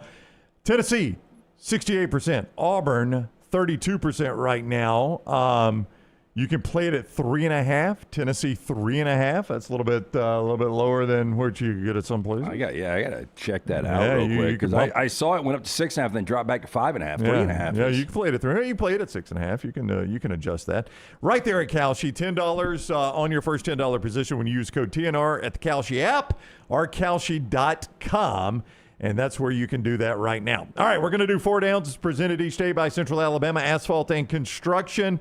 When you see these major state government municipal roadway projects, you might think, who is that doing that? Well, it's Central Alabama Construction in a lot of the cases. And you may also think, well, if it's them, they can't do my smaller job, the private driveway, the smaller asphalt projects. That is where you are incorrect. Same crews, same quality, same no excuse standards. No matter the size of the job, from highways to neighborhoods, Central Alabama Asphalt takes care of you. To get an estimate on that job, here's the number, 205-349-0910, 205-349-0910, or centralalabamaasphalt.com. First down. I forgot I had 4 downs today. I've got them. No. Okay, good. So Everything, Everywhere, All at Once released 4 years ago today. What's a critically acclaimed movie that just didn't work for you? That was one. I tried to watch it multiple times, and I couldn't get into it. And people swore by that movie. Yeah, they did. The English Patient was another. I don't know if you ever saw that. I didn't see that one. Yeah, and Lost in Translation. I know you were a fan, and I thought the acting of Bill Murray was really, really good. I thought it was interesting, him going to Japan, an aging actor. So there were some interesting storylines, but all in all, I didn't think it was great. Crash was another one of those overrated movies that won Best Picture. Lincoln. I mean, I've talked way too much about this on the show. Lincoln, you knew I was going to answer Lincoln on that one. I forgot about it, but now that you bring it up, I do remember you not liking that. I'll always say Daniel Day-Lewis was tremendous as Abraham Lincoln, but the whole movie was just a complete waste of time. Yeah, that's a good answer. I'm trying to think of ones that have disappointed me that I've gone to that are critically acclaimed, and that's the rest of the thing. I like Titanic. I think Dunaway liked Titanic, but you didn't like Titanic, did you? I thought Titanic was okay. Hated it. I didn't hate it. Oh, you hated it. Yeah, I didn't hate it. I hate that movie. Yeah. Second down.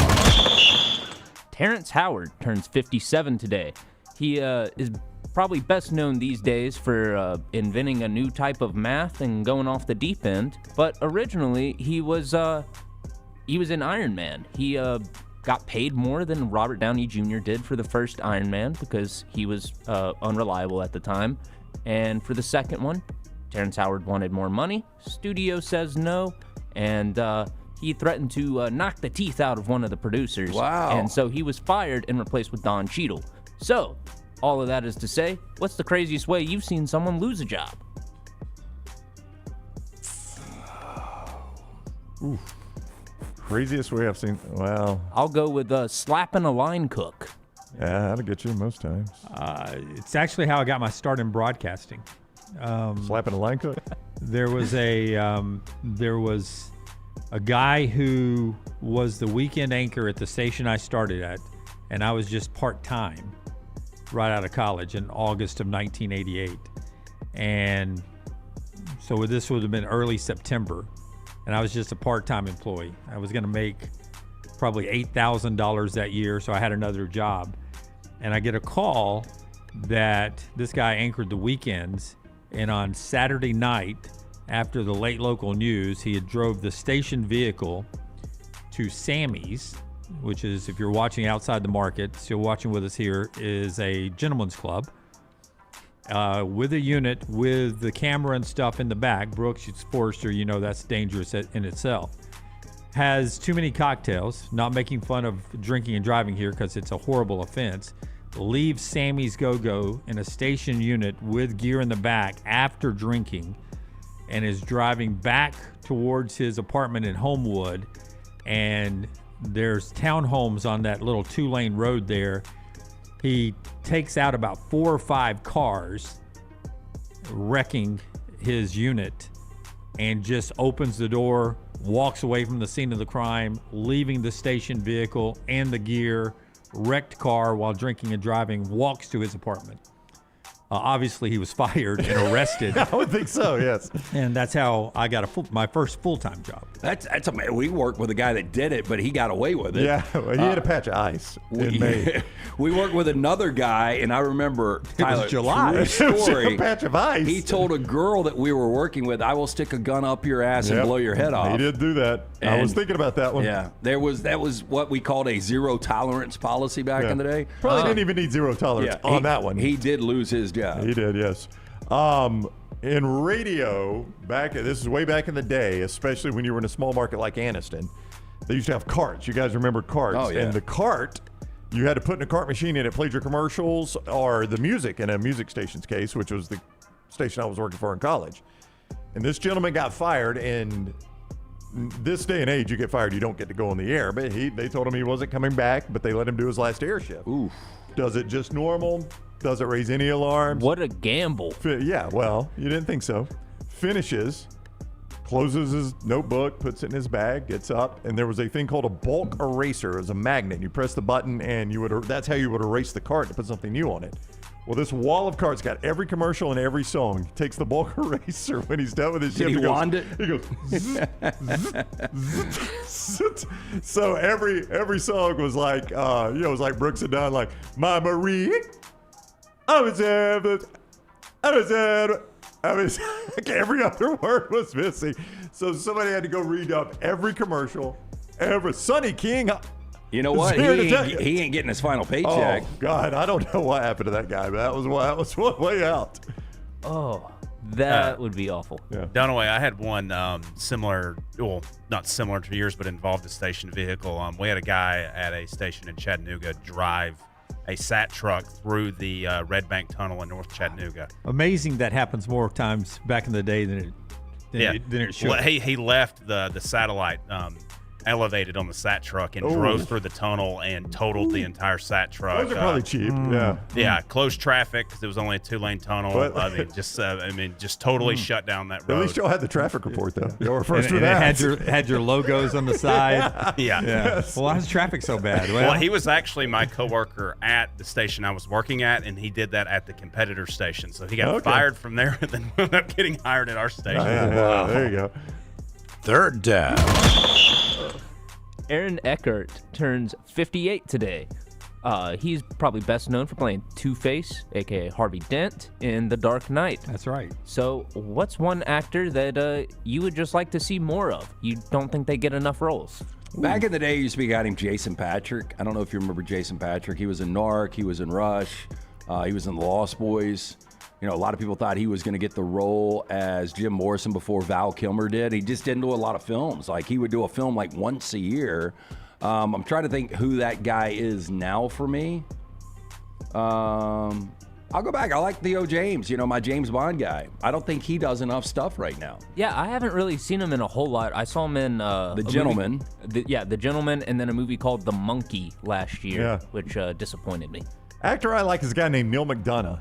Oh, yeah. Yeah, he's a good actor. He played in Band of Brothers. That's where I first saw him, and he was fantastic in that. Well, I'll tell you what. So it's weird you bring this up because Spielberg has an eye for guys like that. Like he saw Vince Vaughn in Swingers, and he put him in Jurassic Park 2. He saw Colin Farrell in Tigerland, and he put him in Minority Report. He saw Neil McDonough in something on TV. You put him in Band of Brothers? Put him in Band of Brothers and Minority Report. Wow. Yeah. Yeah, he's a good actor. I like him. He's a weird-looking dude. You know, he's got those He's got those eyes. almost like albino. Yeah. He plays a bad guy a lot. Yeah. First thing I saw him in was Walking Tall with the remake with The Rock and Johnny Knoxville. But yeah, I'm sure he played bad guy, He right? He played the bad guy. And he was good at it. I'll go Brett Goldstein. He's a bit character in Ted Lasso, and he's in Shrinking as well. I like his style. I wish he got more roles.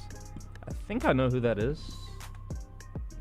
Who is he in Ted Lasso? He is the guy who cusses and is really ornery and falls in love with He's the girl. The guy that is the older soccer player. You know, his story, I don't know if you know this at all. Like, I haven't watched Ted Lasso since the first season, but I remember he won Best Supporting Actor. I think it was an Emmy or a Golden Globe, but he was a writer on the show. That's right. And then he kind of just walked into that role, but plays it really, really well. I think a lot of people. Roy is who he plays, right? A lot of people on that show that act or were writers on the show. They all had bit parts.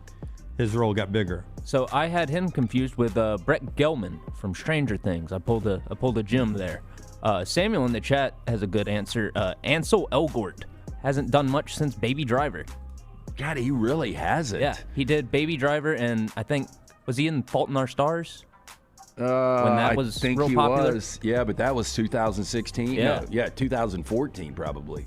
Yep. So damn, that has been a while. Baby Driver's great too. Baby Driver really good. It's gotten buried because I think Kevin Spacey. A lot of these Kevin Spacey movies do get buried. Great performance from John Hamm too. John Hamm's a guy that doesn't get enough work. Yeah. Starting to get more and more. Was that? I think that was 4. All right, I thought it was 3. But oh, that was 3. I do have a 4th. You get more content like this. 4th down. On the next reel, episode 2 is out right now. It's a bit smoother technically than I'm pulling off this segment, though. Final down, St. Patrick's Day is this weekend. Favorite thing, least favorite thing? As much as I'll enjoy my time at Innisfree here today, we'll be live about 4 o'clock there from Innisfree. St. Patrick's Day doesn't do it for me. I just really don't. Least favorite thing. Don't really participate. The crowds. Yeah. Favorite thing, people having a good time though. Yeah, like, I mean if everybody's people enjoy in a good it, movie. that's great. Yeah. You know, everybody's in a good mood. They're wearing green. It's a reason for people to celebrate. Yeah. I'm fine with people having a good time. I just don't really participate in it. Gotcha. Yeah, I agree with all those. Sometimes it happens when I'm in Las Vegas. That's a good time out there. It's the tournament and St. Patrick's Day and everything going on at the same time. It's a good holiday. Everybody loves holidays. Yeah, why not? Yep. That's 4 Downs today, brought to you by our friends at Central Alabama Asphalt.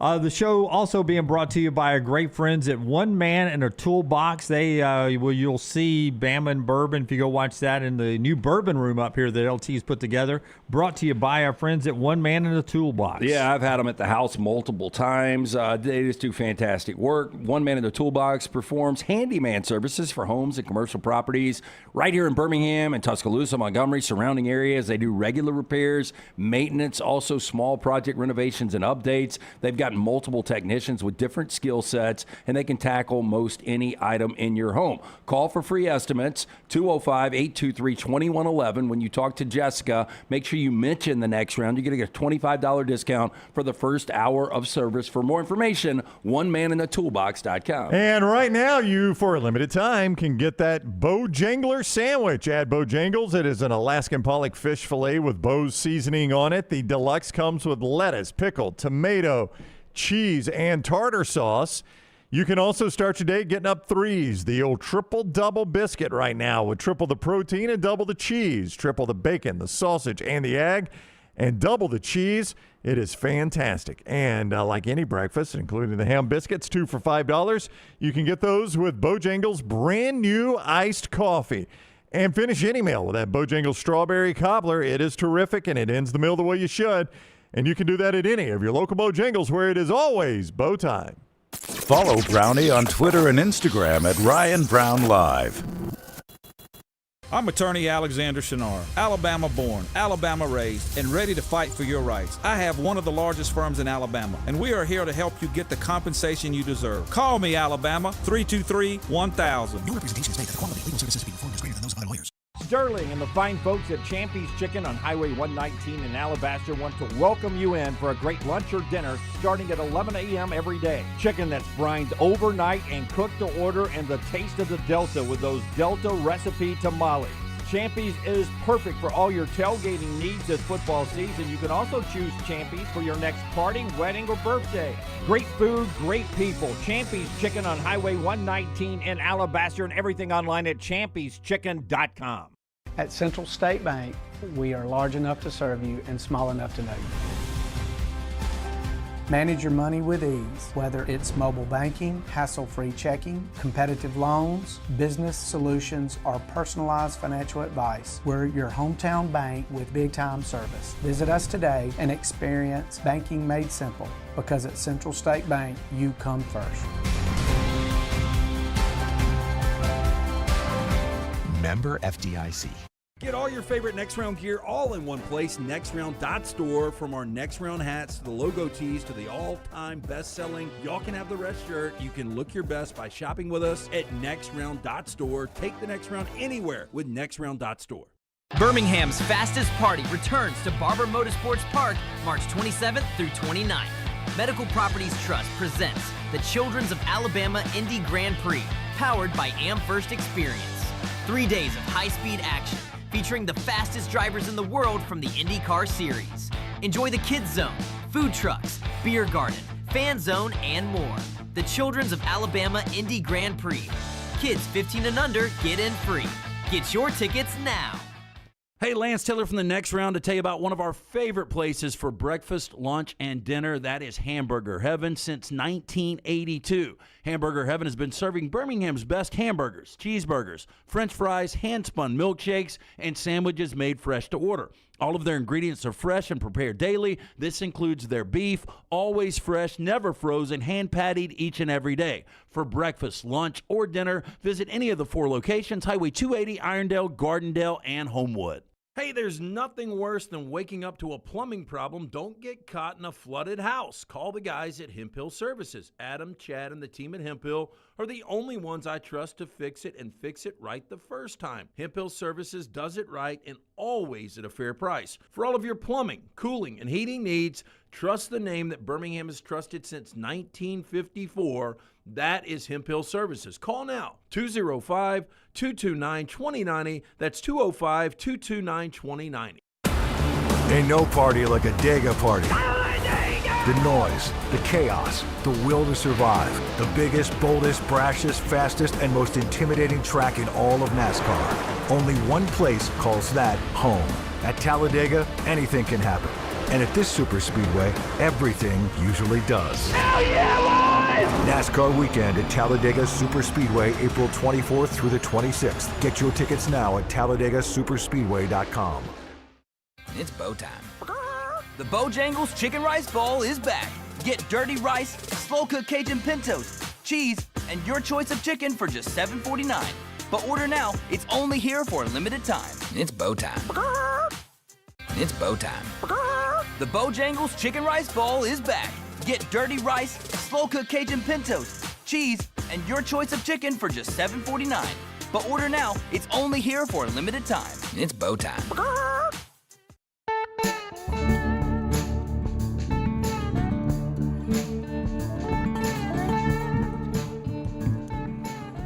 The guys talking golf in here in the commercial break, following up the last update from the Players' Championship, brought to you by our friends at Hoover Toyota. Brown, tell us about Hoover Toyota and who's playing well down at the Players' Championship. That is Tommy Fleetwood. That's what Lance was talking about. 4 under par on his front 9. This guy finished next to last week in the signature event there at Bay Hill. He and Maverick McNeely, great name, tied for the lead at 4 under par over a couple guys at 3 under, Ricky Castillo and Victor Hovland at 3 under through 9 holes. Leaderboard update presented by Hoover Toyota. Hey, how about this? HooverToyota.com to view the inventory and their great finance options, or just stop in, see Scott, all the fine folks located at Highway 150. And our pool, 57%, the most a golfer was selected was Colin Morikawa. Out! But no, if you missed that, he had to withdraw. Tommy Fleetwood, 18% of the participants have got Fleetwood selected. And that's our Hoover Toyota update there from the Players' Championship, $25 million purse going on down there. NFL news, stuff going on in the National Football League. Daniel Jones signs a 2-year, $88 million deal. He is 32-49-1 as a starting quarterback. His career earnings now hits $122 million. I mean, it's just absolutely insane. What'd you say, 122 million? 122 million. I would guess, and I could be completely wrong here, 4 or 5 million a win. Well, you're the math guy. 122 million, 32 wins. I mean, you're getting close to 4, yeah. I mean, that's 4 million a win. That's 4 million a win. That's crazy. I mean, I told Dunaway pre-show when I saw this, I'm like, I mean, quarterback money's just insane. We're throwing this kind of money to Malik Willis and Daniel Jones. What are we doing? Yeah. Malik Willis, a guy that has 100 career attempts, is making $25 million a year now. And you know, Dunaway, you've brought it up a couple times. You know who's sitting around looking at this like, this could be my money, is Mac Jones. And maybe it will be next year. I hope for Mac it is. But you know Mac Jones got to be sitting in San Francisco thinking, I'd be making this. Well, I mean, you know where everyone wants to go? Like, Mac Jones would love to go play for Kevin O'Connell in Minnesota. Kyler Murray is visiting Minnesota and Kevin O'Connell today. I fully expect them to sign Kyler Murray to a veteran minimum deal like Tua did. Right. And Arizona is going to pay the full freight. And I think Minnesota is going to be a contender. I would not be shocked at all, as good as Green Bay, Detroit, Chicago are, if Minnesota ends up winning that division with Kyler Murray. With Kyler Murray leaving Arizona officially, from the last decade, 2010 through 2019, there were 29 quarterbacks taken in the first round last decade. 2010 through 2019. Okay. There were 29 quarterbacks. How many of them are still with that team? And what year was this? From 2010 through 2019, last decade, there were 29 quarterbacks taken in the first round. How many of them are still with their team that they were drafted in the first round? I will say, God, I could look like a fool for saying this. I was going to say 7. I think, and I could be wrong. No, he fell out of that window. Oh, my gosh. I can't think of anybody. Anybody? Josh Allen. Josh Allen is one. Yeah. Oh, so you've got the list. Yeah. Okay, so it's going to be a short list. Lamar Jackson is one. Yeah. What, Dunaway? I think Trevor Lawrence. Nope. What year was he drafted? He played in 2019 in the national championship game, so he's drafted in 2020. Okay, there's the problem there. Mahomes is going to be one. Mahomes is the last one. Okay. That's 3. I felt like a fool for saying 7. 3 out of 29 drafted last decade that are still with that same team right there. So there's 3 of 29 in the first round. Big things happening in scheduling, Brownie, in the NFL. Already they own Thanksgiving Day. They're doing something else on a Wednesday night. Well, according to Adam Schefter, not many details here. It was just kind of a random tweet yesterday. They are looking at doing a Wednesday night game in the NFL now before Thanksgiving. Wednesday night before Thanksgiving. So you've already got Thanksgiving Day, which they dominate. 3 games now on Thanksgiving Day. Now they've got, is it 2 on Black Friday or just the 1? Just the 1, Just right? the 1 on Black Friday? So they're talking about having Wednesday night before Thanksgiving, 3 on Thanksgiving Day, Black Friday. Initially, I said, boy, I like this idea when I saw it because, I mean, what are you doing the Wednesday night before Thanksgiving? Normally you're with family, you're hanging around, but having an option to watch an NFL game wouldn't be the worst thing. It's great. Yeah. But here's where I would say not the idea I like now, that I've thought through it, Jim. I've had time to think through it. That's 5 games that you're taking away from Sunday. Your Sunday schedule is going to be super thin. If you've taken 5 games away, you already got Monday Night Football, which is game number 6. So you're right. You're probably looking at 8 games, 7 or 8 games. Sunday night, 7 in a solo window. In a solo window. So solo window, you got 7 games. So if all 32 teams are playing, I mean, that That's 9 more That's games. 9 games that are left. And I'm assuming by that time of year, all 32 teams Yeah, but are playing. if you do 6 in the morning and 3 in the afternoon, or even 7 and 2. I guess. I don't know. I just feel like you start robbing Sunday and you rob Sunday of a chance of having good games. But I like having that Wednesday night game. I guess I got nothing to do. I'm trying to remember what I do on Wednesday night. We do Oaties. trivia, yes. But, I mean, most people are just sitting around with family with very little to do and they're off the next day. So I think it would, like any NFL game, get numbers. But, boy, they're coming for every day of the calendar now. They really are. The Washington Commanders, renderings are out on their new proposed stadium. I think Donald Trump has suggested maybe his name, President Trump, will be on the stadium here. It needs to fit in because it's back in D.C., needs to fit in with the way everything else looks around there. And these are the renderings of what the stadium is going to look like. Got a little RFK to it from the old days, got a little bit of old soldier feel, but it fits in with the memorials there in the D.C. area. And I think you'll be able to see the Washington Monument from the facility there. Yeah, from the glassed end zone, at least in the renderings, and I assume they'll follow through and build it this way, you kind of see down the National Mall. So you can see the, I think the Capitol. Now that looks Photoshopped like we're going to drive through the stadium. That's right. I hope that tunnel goes under. I mean, look how low the clouds are. Yeah, so through the glass, you should be able to see down the National Mall, the Capitol, and the there's monument. the Capitol and the That's monument. really cool. Yeah, it'd be cool if it looks like that. No, I don't know. It seems to me that the Commanders might waste Jaden Daniels on this rookie contract because he's going into year 3 now. And I know you can't do a lot about the injuries last year, but they're not making a lot of moves right now. I don't know how you guys feel about the Commanders moving forward, but I mean, I'm like you. I like Jaden Daniels if he can stay healthy. They're a shell of what the Redskins used to be, and their glory years, obviously. But I don't know. I mean, I don't hate their future. I mean, there are teams I hate their future a lot more than that. We'll do our spotlight here, brought to you by Alexander Shinara. Tyler, if you can give me the spotlight real quick. We'll jump back to college football before we get to the top of the hour, do some basketball in the final hour. Mark Schlereth joins us in the final segment of the show coming up at 11:30, but hit that spotlight. The College Football Spotlight is presented every day by our guy Alexander Shinara, Shinara Trial Attorneys. You don't pay a dime unless they win your case, and you start right there at Shinara.com. Shinara.com. This is a guy that has recovered more than $2 billion for his clients. Alexander Shinara has done that, and you know by now he handles personal injury claims. What you might not know is he also handles claims for fire and storm damage, bad drug and device claims, workers' compensation claims, employment issues, all of that handled by our guy Alexander Shinara. Shinara.com, Shinara.com. American Airlines has added a nonstop flight from Miami to South Bend, Indiana. Friday, November 6th, flies back Sunday, November 8th. November 7th, of course, is Miami at Notre Dame. Best game on the schedule for Notre Dame, I think. November 7th. Chances we have unbeaten Miami, unbeaten Notre Dame in that matchup back at South Bend, where I would bet Lou Holtz is honored pregame or halftime of that one for sure, waking up the echoes of that great visit from Miami, Jimmy Johnson's Miami team to South Bend to play Notre Dame back in the day. The old Catholics which one are you pulling, Notre Dame or I got Miami? Notre Dame. Okay, the Catholics versus convicts back in the day. I would say there is a near 100% chance that Notre Dame's unbeaten. Notre Dame's unbeaten. I'll give you the one game that would worry me a little bit. There is only, for Miami, one possibility, really. Yeah, same for Notre Dame. Notre Dame opens Wisconsin at Lambeau Field. They play Rice. They play Michigan State at home. They're at Purdue. They're at North Carolina. They host Stanford. I mean, they don't break a sweat, and they're 6-0.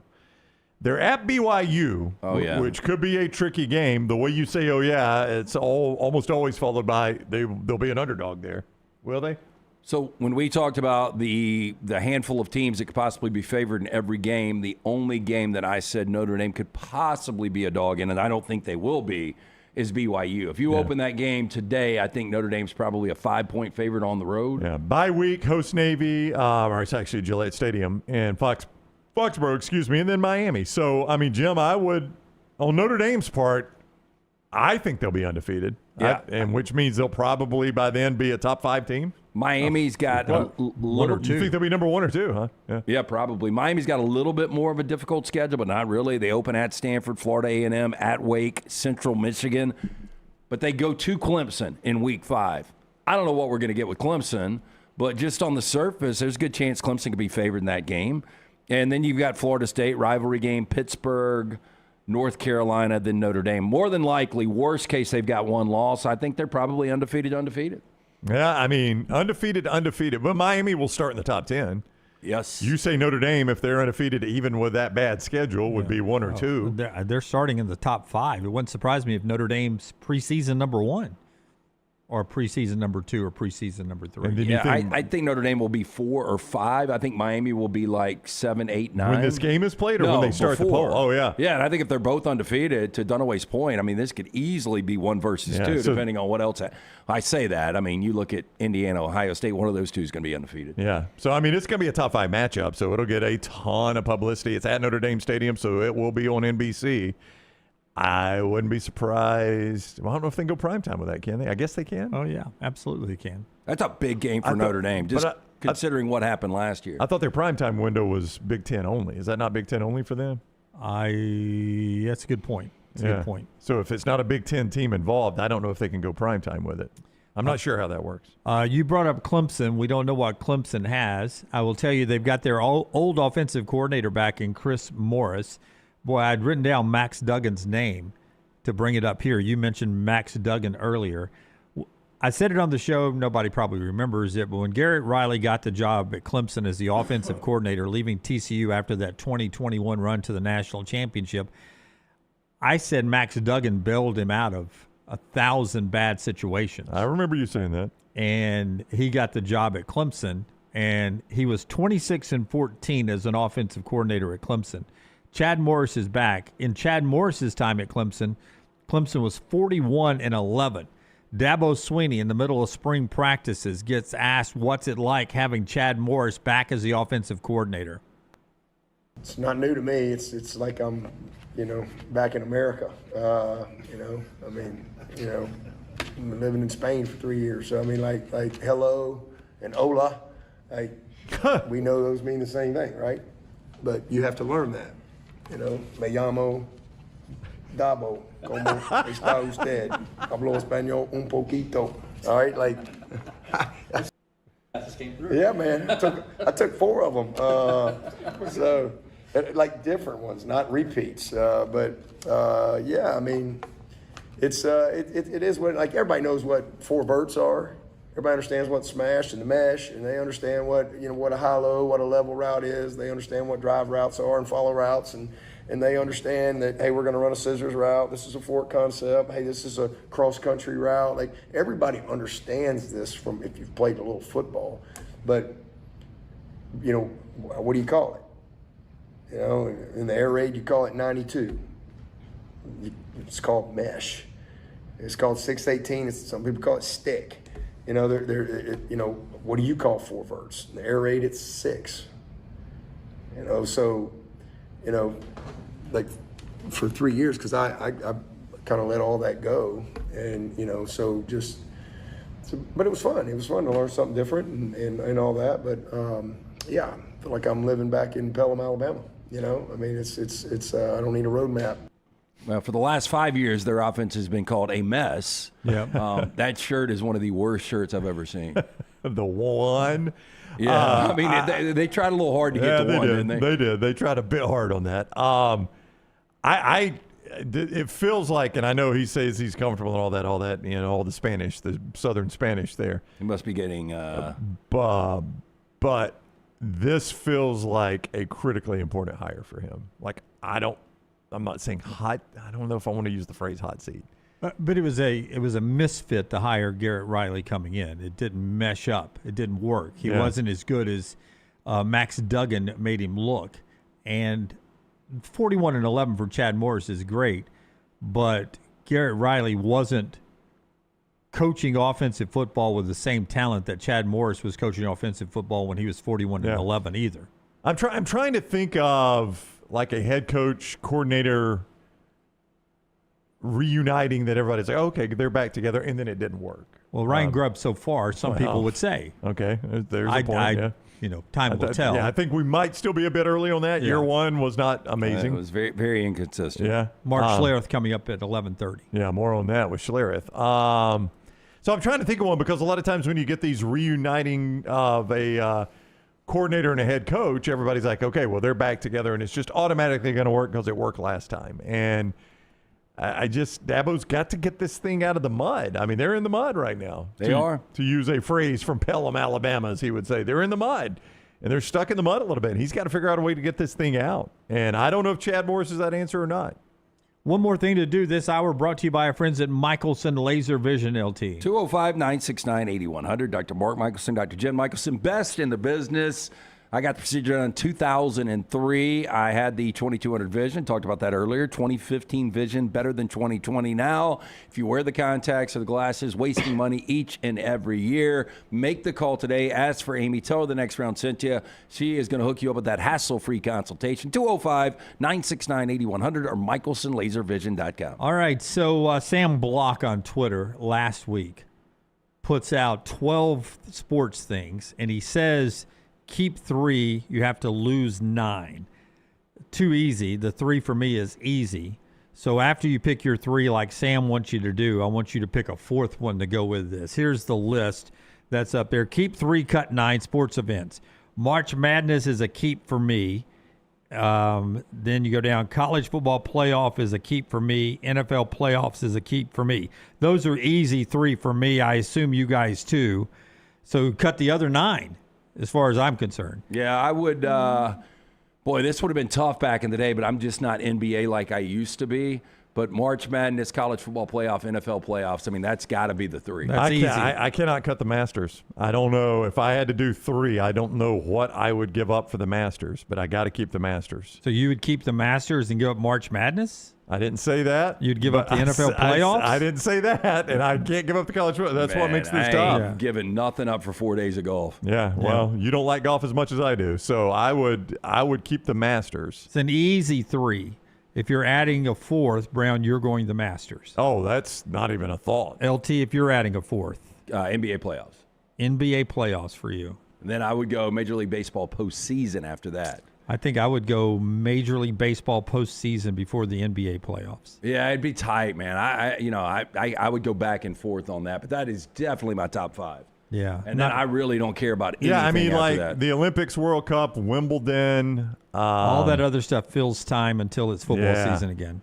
Yeah, I mean, college World Series, I'll sample. Stanley Cup playoffs, Is I'll this sample. Sam a dude or a girl? It looks like a guy. It's a guy. It's a guy. WNBA playoffs. Yeah. I mean, do we have to be this politically correct? Got to have a full list. I don't know, man. He put it on easy cut. Some people may take it, right? I don't think anybody would ever take that if you only keep 3. I guess if you're A playing in WNBA the player. WNBA, Yeah, if you're making a paycheck Well, there, let's say Sarah Ashley Barker, local girl. Yeah, I'm sure she'd take it. She's invested. Yeah, she'd like to be in it. Yeah. So, 1% of the 1%. Yeah. All right. That's this hour. We want one more to go, including the great Mark Schlereth, who joins us at 11:30. We're going to do trash in the next segment because of Schlereth joining us at 11:30. So we'll jump in with LT and a little trash coming up. The show being brought to you by our friends at CPAP Plus. Sleep Home, Alabama, the O'Neill brothers. Great locations, including one right on 280 that gives LT. Well, you don't even have to use them yet, do you? Not yet. I know I've got a lot of people close to me that use the CPAP machine every single night. And if you are in that space, you need to get in. If you're looking for the best CPAP gear with personal service you can trust, visit the O'Neill brothers. Woody and Joe do a fantastic job. 5 locations throughout the state, with 3 right here in Birmingham, Pelham. He mentioned Highway 280, Trustful. Stop by CPAP Plus. You're going to find the best service and equipment all in stock ready for you with hundreds of 5-star Google reviews. Trust CPAP Plus for all of your CPAP needs. CPAP Plus, where every night matters. For more information, o'neillmed.com. That is ONEAL med.com. Follow Dunaway on Twitter and Instagram at Jim Dunaway. I'm attorney Alexander Shinar, Alabama born, Alabama raised, and ready to fight for your rights. I have one of the largest firms in Alabama, and we are here to help you get the compensation you deserve. Call me, Alabama, 323-1000. No representation is made that the quality of legal services being performed is greater than those of other lawyers. Sterling and the fine folks at Champy's Chicken on Highway 119 in Alabaster want to welcome you in for a great lunch or dinner starting at 11 a.m. every day. Chicken that's brined overnight and cooked to order, and the taste of the Delta with those Delta recipe tamales. Champy's is perfect for all your tailgating needs this football season. You can also choose Champy's for your next party, wedding, or birthday. Great food, great people. Champy's Chicken on Highway 119 in Alabaster, and everything online at champyschicken.com. At Central State Bank, we are large enough to serve you and small enough to know you. Manage your money with ease, whether it's mobile banking, hassle-free checking, competitive loans, business solutions, or personalized financial advice. We're your hometown bank with big-time service. Visit us today and experience banking made simple, because at Central State Bank, you come first. Member FDIC. Storm season is here. Make sure you have a plan of action in place right now. Greg from Pell City and Storm Restoration Roofing should be your first call when storms hit. Insurance companies love working with Storm Restoration Roofing because of Greg Nelson's name and reputation in the industry. When storms hit, call Greg Nelson. He's local, 205-542-3531. He's the home of the free no-cost roof inspection. Greg from Pell City on Facebook, 205-542-3531. It's Storm Restoration Roofing. Think about the best summer nights of your life. How many of those were in a great t-shirt? Visit nextround.store to get the perfect t-shirt for the next perfect southern night. Nextround.store. The memories are waiting. Stop by the New York Butcher Shop and pick up the finest in certified Angus prime beef steaks and burgers, premium pork chops, ribs, and all-natural chicken cut to order just for you. Their chef-prepared entrees and side dishes are the perfect dinner-to-go choice for your family and are ready to heat at home. With a great selection of fine wines and desserts, the New York Butcher Shop is your one-stop dinner shop. 2 locations to serve you, Cahaba Heights and on Highway 119 in Greystone. The New York Butcher Shop. Rare quality, well-done service. Hey, let me tell you about our friends at Urology Centers of Alabama. Compassionate and comprehensive urological care with 35 physicians, 17 locations across Alabama. Their patient-centered approach to all of your urological needs. Remember, they've got that new men's health center. It is beautiful, helping men with a wide range of sensitive male issues in a comfortable environment. You can always go online, visit urologycentersalabama.com, schedule an appointment with one of their many urologists today. Ain't no party like a Dega party. The noise, the chaos, the will to survive. The biggest, boldest, brashest, fastest, and most intimidating track in all of NASCAR. Only one place calls that home. At Talladega, anything can happen. And at this super speedway, everything usually does. Hell yeah, boys! NASCAR weekend at Talladega Super Speedway, April 24th through the 26th. Get your tickets now at TalladagaSuperspeedway.com. It's bow time. The Bojangles Chicken Rice Bowl is back. Get dirty rice, slow-cooked Cajun pintos, cheese, and your choice of chicken for just $7.49. But order now. It's only here for a limited time. It's bow time. It's bow time. The Bojangles Chicken Rice Bowl is back. Get dirty rice, slow-cooked Cajun pintos, cheese, and your choice of chicken for just $7.49. But order now. It's only here for a limited time. It's bow time. Jim Dunaway, Lance Taylor, Ryan Brown. Live from the Birmingham Racecourse Casino Studios, the next round, presented by Bud Light, is on now. Before we get to trash, this hour of the show brought to you by our friends at our friends at Champy's, world famous fried chicken. Champy's Chicken, Highway 119 in Alabaster. Get by there and see our buddy Sterling today. He brings you the final hour of the show every day. Chicken's brined overnight, cooked to order, hand-cut chicken fingers, in-house made sides, and desserts as well. And those Mississippi Delta recipe tamales, a little heat to them. I don't like tamales anywhere else but at Champy's. That Mississippi Delta recipe makes it so much good, so much better. Go by and see Sterling and the crew. It's Highway 119 in Alabaster, champyschicken.com. 170 days away from the start of the football season. Our Innisfree countdown to kickoff at 170. Your game day tradition is Innisfree Irish Pub in Tuscaloosa and in Lakeview. Irish-inspired pub food, the signature Irish gold sauce, and always a world-class atmosphere at Innisfree. We're down there later today. Right after the Auburn basketball game, we'll go live on our platforms to react to Auburn and set up the table for St. Patrick's Day at Innisfree in Lakeview and in Tuscaloosa. Always a good time. Come hang out with us today, but more importantly, get ready to go down there on March 17th on St. Patrick's Day and enjoy the great folks at Innisfree. Before we get to trash, the SEC basketball tournament today, Kentucky, Missouri, 11:30. We'll talk more about Auburn after trash coming up. Auburn, Tennessee at 2 o'clock. Ole Miss, Georgia, Oklahoma, and Texas A&M in a moment. But right now, trash brought to you by our friends at Hoover Toyota. Brownie, tell us about Hoover. Or excuse me, LT.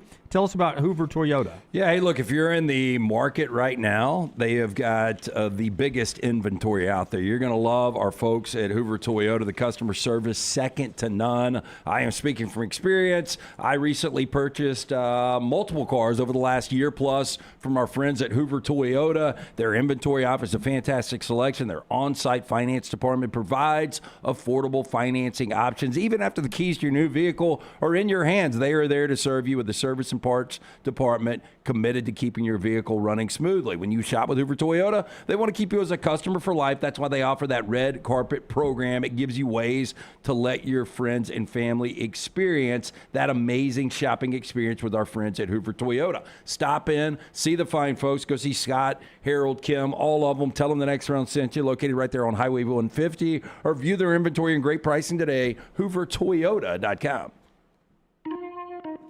Now, the women love you when you get out there. Why do you think that is? What'd you say? The women love you when you get out there. Why is that, ladies? Well, I'm asking you. Huh? Because I Why look do you think good. that is? You I look smell good. good. I Yes. feel good. And you sing good. And make love good. Oh, well, there we are. We don't have to ask anybody else. We got that from the source. There you are. LT's Trash is presented by Bud Light.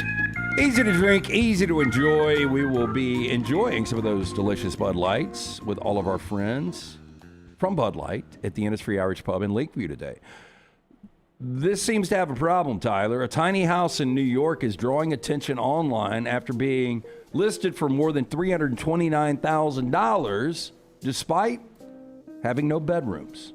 That is a problem. Got to sleep somewhere. Right, any room can be a bedroom. The property, that's a good point, located in Selden, New York, is currently listed $329,900, just 446 square feet. Now, according to the listing, the home includes one full bathroom and sits on a 0.12 acre lot.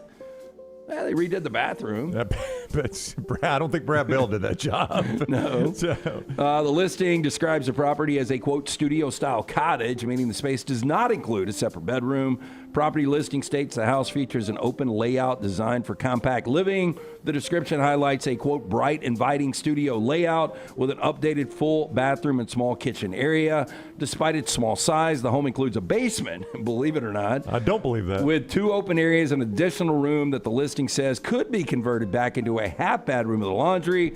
Home sits on a 22 by 100 foot lot. Also includes built-in garden beds and a backyard shed for storage. Here's the basement. Yeah, it's beautiful. Yeah, that basically is your closet. You almost I bought a imagine house. you use it as a laundry room or something. Yeah. Okay. You almost bought a house once, Lance, where remember it had no closets, and you talked about having to. Oh yeah. Do wardrobe racks. Yeah, there was a house in Homewood that I had a rack. contract on, and I remember my ex saying, "You do not want to buy this house," and it was one of the best decisions, ultimately, that I did not make was keeping the contract on the house because it didn't have any closets. I mean, literally. There were like 3 or 4 like of these small like coat closets you have around your house, maybe. And I remember me and Dunaway saying, "Lance, you don't even have enough closet for your shoes in that house." I know. But that was the plan. You were going to get racks like that, sort of. I mean, better looking. Yeah.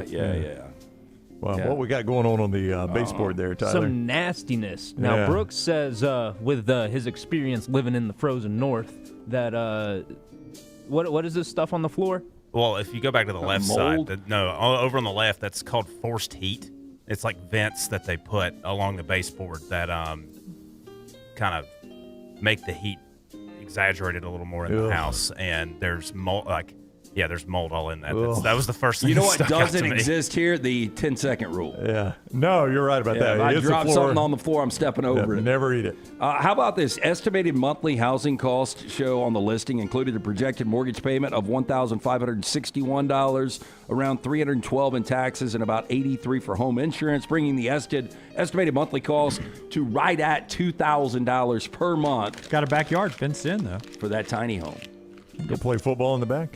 Did this may be a Calhoun County? Wow, little bird feeder. I would expand Dunaway. I mean, wouldn't you sacrifice some yard for a little more house? I wouldn't expand that house. I would not. Yeah, I wouldn't buy that house. But this may be a Calhoun County phrase. We used to call that a shotgun house. Did you guys call that a shotgun house? I've heard of a shotgun house. I didn't know exactly what the definition of a shotgun house was, but that looks like a shotgun house. I think my definition. Did you ever hear that phrase before?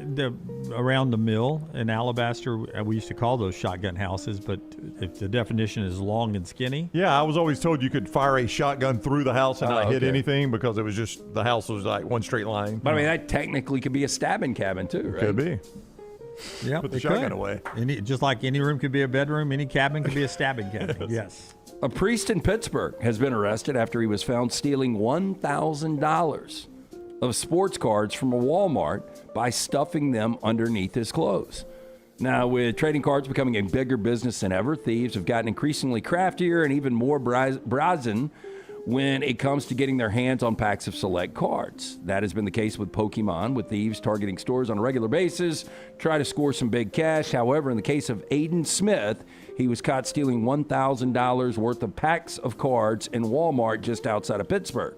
Smith is the head priest at the Trinity Episcopal Cathedral in downtown Pittsburgh. He's facing charges of receiving stolen property and retail theft over 5 separate occasions. Now, as per court records seen by the New York Post, head priest was caught with 27 packs of baseball cards concealed under his clothing and inside a cardboard box as well. Look, just because he's a man of the cloth does not mean he is perfect. Far from it, in fact. They're just as imperfect as anyone. But if you would have said, hey, look, this guy is done something he's been arrested for, I never would have thought he was stealing baseball cards. You would think if you're going to risk your career, because I would imagine this is career ending, you don't do it over baseball cards. I would not think. Yeah. An alleged drug dealer locked a man inside of a storage unit in Davie, Florida for several months over an unpaid $3,000 debt. Now, online jail records show Oscar Badger, 49, arrested March 3rd on a kidnapping charge. According to the arrest affidavit, police responded to the Access self-storage on March 1st after someone heard the victim screaming for help from inside the unit saying he needed medical attention. That's when fire rescue personnel also responded to the scene, cut the silver master lock on the unit door. Police said the storage unit was in, quote, complete disarray and had a foul smell coming from 5-gallon buckets, which contained the victim's urine and feces. Now, according to the affidavit, the victim told police that the suspect, who he knew as Trey, had locked himself inside of the unit since November of 2025. The victim was transported to the HCA University Hospital. According to the affidavit, Badger had previously sold the victim fentanyl and crack cocaine. So wait, now, did he lock himself in the thing? Or? That's what that guy's alleging, but But he can't have. It would be impossible. If it's a padlock on the outside. So somebody else, it's your... Yeah, this guy allegedly locked his customer in the storage unit over $3,000. Victim told police that he received about $7,000 a month from the Veterans Association and would use the money to purchase drugs from Badger and rent hotel rooms. He said Badger would give him the drugs, rent the rooms for him, and he would pay him back once the benefits reached his accounts. According to the affidavit, at one point, the victim owed Badger $3,000, and a, quote, fellow vagrant, who the victim knew as Victor Ruiz, told Badger the victim was not going to pay him. Victim said Badger had Ruiz and a woman take the victim to an apartment complex where Ruiz beat him severely for, quote, no apparent reason. According to the affidavit, the victim fled the scene when Ruiz was showering, but due to his addiction, he eventually reached out to Badger again for drugs. That's when police said the victim claimed that Badger then kidnapped him, placed him in the storage unit, and provided him with the drugs. Badger did not threaten to kill the victim, but did threaten to beat him and force the victim to call his bank to raise his withdrawal limit and make him go to the bank with him to withdraw money from his accounts. Police say the victim identified Badger to them in a photo lineup. Badger was arrested 2 days later and is being held without bond. That's a lot of stuff. Boy, it is. Man, locking somebody in a storage unit over money? But you would think if anybody's coming around that storage unit, you would smell it. Oh, Yeah. well, not only smell it, you would hear somebody Maybe. yell, kick the door, and somebody would let you. Yeah. The rest of that storage place must stink if Now, you I didn't smell say it. that access self-storage unit doesn't look like it's got a lot of traffic. No, it does not. It could be Yeah. very close to a very loud road. Doesn't look environmental, what's it called, where it's air conditioned and climate controlled. Climate controlled. Yeah. I would agree with you, Jim. You're not I going to doubt. keep your fine wines at the access self-storage? Yes, I doubt that is climate controlled. I'm Your with Cuban you. cigars there. We stay in Florida. The Lee County Sheriff's Office speaking out after a bizarre online rumor claimed a Florida man told police he was kidnapped by dolphins who forced him to help build their underwater city. Jalen Waddle? Yeah, not your dolphins. Oh. bro. Now, dolphins. Not many of them left, Lance. According to this, very smart critters. We have heard that, but they're not so advanced that they're kidnapping humans and making them construct a mysterious underwater civilization. It seems like dolphins are really nice. I don't think they'd kidnap. I think they'd bid the job out with a fair offer. We're going to hire the flounders. I think they'd use union employees. These claims started spreading online in early March 2026 in the form of fake news story with various accounts stating deputies in Lee County had discovered a man lying on the beach, quote, soaked, dehydrated, and drawing blueprints in the sand. This unnamed man supposedly told authorities that he'd been dragged underwater by a pod of dolphins who took him to an unknown location some 40 feet below the surface to their lair, which included cities, towns, and condo-like buildings. After 3 days of allegedly helping these dolphins, they returned him to the surface, but warned that they would be back again. While the man's claims were obviously fabricated, the phony news story about a man telling wild tales to police seemed reasonable enough that it caught the attention of officials at the Lee County Sheriff's Office who looked into the matter themselves. The office addressed the bizarre tale in a Facebook post on Friday, poking fun at the outlandish story while confirming that it was merely an online hoax. Quote, while living in Lee County is a paradise, we can confidently confirm the underwater real estate market has not been tapped into yet. I just had to hold my breath in the men's room the last time I went down there. And I realized I cannot hold my breath for an entire visit to a men's room. So I don't know how this guy held his breath long enough to go visit the dolphins' lair. They had to help him breathe. Well, there are somehow. certain things you can't do and hold your breath, like hiccup, I think. Is that one of them? It would seem to be. I've never tried that, but I Like wouldn't when think you hiccup, you can't hold your breath anymore. Yeah. So I don't know if going number one, I did and it. holding your breath, if you can do that. I did it for what felt like 30 seconds, Jim. Maybe it wasn't. Oh, But so that you was didn't the go in time there it and was- drop a deuce and hold your breath. I didn't have to do. I kidding. did not have to do the first part. Someone was already in there working for me. And boy, I hate playing road games, but it is amazing how nonchalant. I mean, a lot of people just literally don't give a shit. Yeah, some people, it's like their daily routine. I'm getting to work and go to the bathroom. That is Trash Today, brought to you by our friends at NASCAR Racing, Talladega Super Speedway, man. Coming back to Talladega, all the excitement of the Jack Links 500 weekend, Friday, April the 24th through Sunday, April the 26th. You can buy your tickets right now at the TalladagaSuperspeedway.com website, TalladagaSuperspeedway.com. 877-GO-TO-DEGA, 877-462-3342.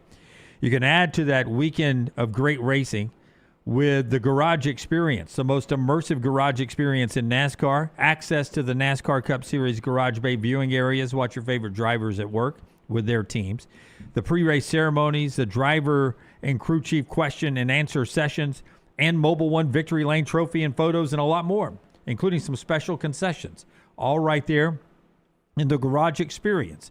Ask about that and get details online at 877-GO-TO-DEGA or buy your tickets at TalladagaSuperspeedway.com. And our friends at New York Butcher Shop LT. New York Butcher Shop, great place to get the weekend going. It is Thursday, so before you know it, Friday will roll around and you're looking for something to do special for the family. You want to be watching college basketball all weekend with the conference tournaments going on. Pick up some of those delicious steaks, some of the in-house sides made fresh every day. Fantastic selection of fine wines and desserts as well. 2 locations, the original Cabo Heights, Highway 119 in Greystone. Get in, see Jim and the great staff of butchers. Tell them the next round sent you. Rare quality, well-done service. It is the New York Butcher Shop. Back to what a lot of people are talking about in the world today, and that's the college basketball tournament selection Sunday coming up. Cut number 7, Tyler, if you can. Texas head coach Sean Miller gets asked where his level of anxiety is going into selection Sunday as the Texas head coach after the loss in the SEC tournament in Nashville yesterday. Entering Sunday, where's your level of anxiety? I mean, do you think you're an NCAA tournament team, a first 4? Are you nervous about not getting in? I have no anxiety, 0. When you get to the finality of it, whatever happens, happens, and I'm at peace. However, I think this is a huge moment for us as a program today to be different a year from today. And I think I don't need reminded, but I think it's a necessary step that we have to get through. It's not easy, but we have to be better, bigger, deeper, and we have to be a higher level team as we keep moving forward here. The SEC is an incredible conference. This tournament, whoever wins it, there's 3 or 4 teams can win a national championship that are playing in this tournament. And when you show up here, you got to have like your I's dotted, your T's crossed. You got to be at your very, very best. This is the highest level of college sports. And you feel it when you're not at that level. Tonight, we were not at that level.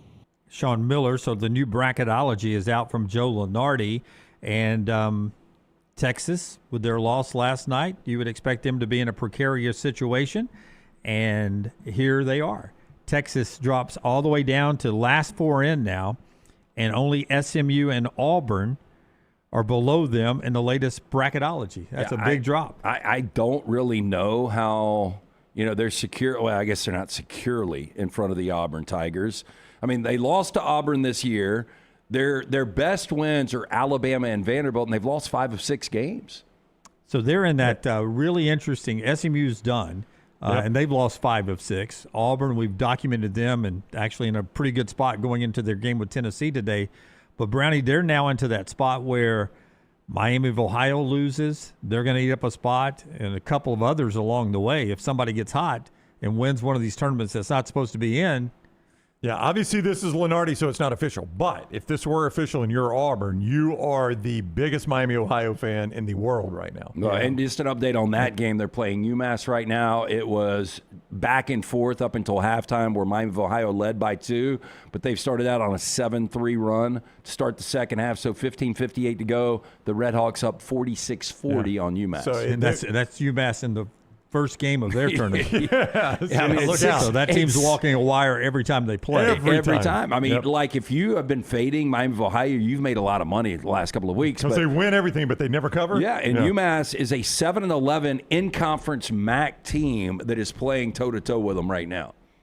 Yeah, it's it's a precarious position for any of these teams. Missouri's about to play Kentucky. If they lose to Kentucky, they are in, but they're in this discussion that we're talking about here, where you're in Dayton, and if in the committee's mind you're the last team in Dayton, you can't afford. I guess this is the last bullet to dodge, is them not winning the MAC. Who, Miami of Ohio? Yeah, where's another bid stealer right now? We're deep enough. San Diego State and New Mexico, both playing in the Mountain West, are behind Auburn and behind Texas. Yeah. Texas, who we were talking about there for a second, but San Diego State and New Mexico, both behind Auburn, both playing today, and could win their tournament. Yeah, I'm just looking for bid stealers. I mean, the deeper in this you go, the less you have to worry about bid stealers. Those two could steal bids if they won their tournament. If they won their tournament, yeah. Or could play their way in. The closer you get to the weekend, though, most of the smaller tournaments are done. And Seton Hall plays Creighton today. Seton Hall still being mixed. Oklahoma plays tonight. Oklahoma could still come up and steal one. Yeah. I mean, it's a precarious situation to be in. Auburn can probably, I mean, as crazy as it sounds, win over Tennessee. I mean, I didn't think, Jim, they could play their way out of Dayton, but when we start looking at stuff like this, maybe they could even play their way out of Dayton. I don't know. Cut number 4, Tyler, if you can. Let's turn our attention back to Auburn because they go today at 2 o'clock. We're about to tip Kentucky and Missouri. Auburn gets Tennessee, first off of the win last night and what Keyshawn Murphy has been going down the stretch. Here is Keyshawn Murphy and Stephen Pearl talk about the improved performance of the Birmingham native throughout the course of the second half of the season. It was important to me. Most importantly, it was one of the coaches telling me, go out and be who I am, be out and go out there, don't get into everything else going on, and just be who you are, do what you do. And that played a big role in my start to finish. Yeah, I thought it was funny that he was sitting up here and he said the coaches told me to not get involved and be myself. And 2 minutes into the game, he, gets a tee. So, obviously, that game meant a lot to Murph, especially after what Hubbard did to us in the first game. And it was great to see him get off to such a great start offensively. Made a mid-range jump shot and then banged a 3. So obviously it would have been great to have him out there the rest of that half because he obviously was, he was in a rhythm and he was feeling himself a little bit. But he's got to be smarter in those situations to not put us in a tough spot. But, 9 rebounds, 15 points, 4 big steals, 2 big blocks. He had a couple of really nice rotations where he got vertical at the rim. And that's something that we've struggled to do this year. And, Murph and Phillip both had, made really nice plays when they had advantage going to the rim. So Murph played well. He's got to stack another one tomorrow.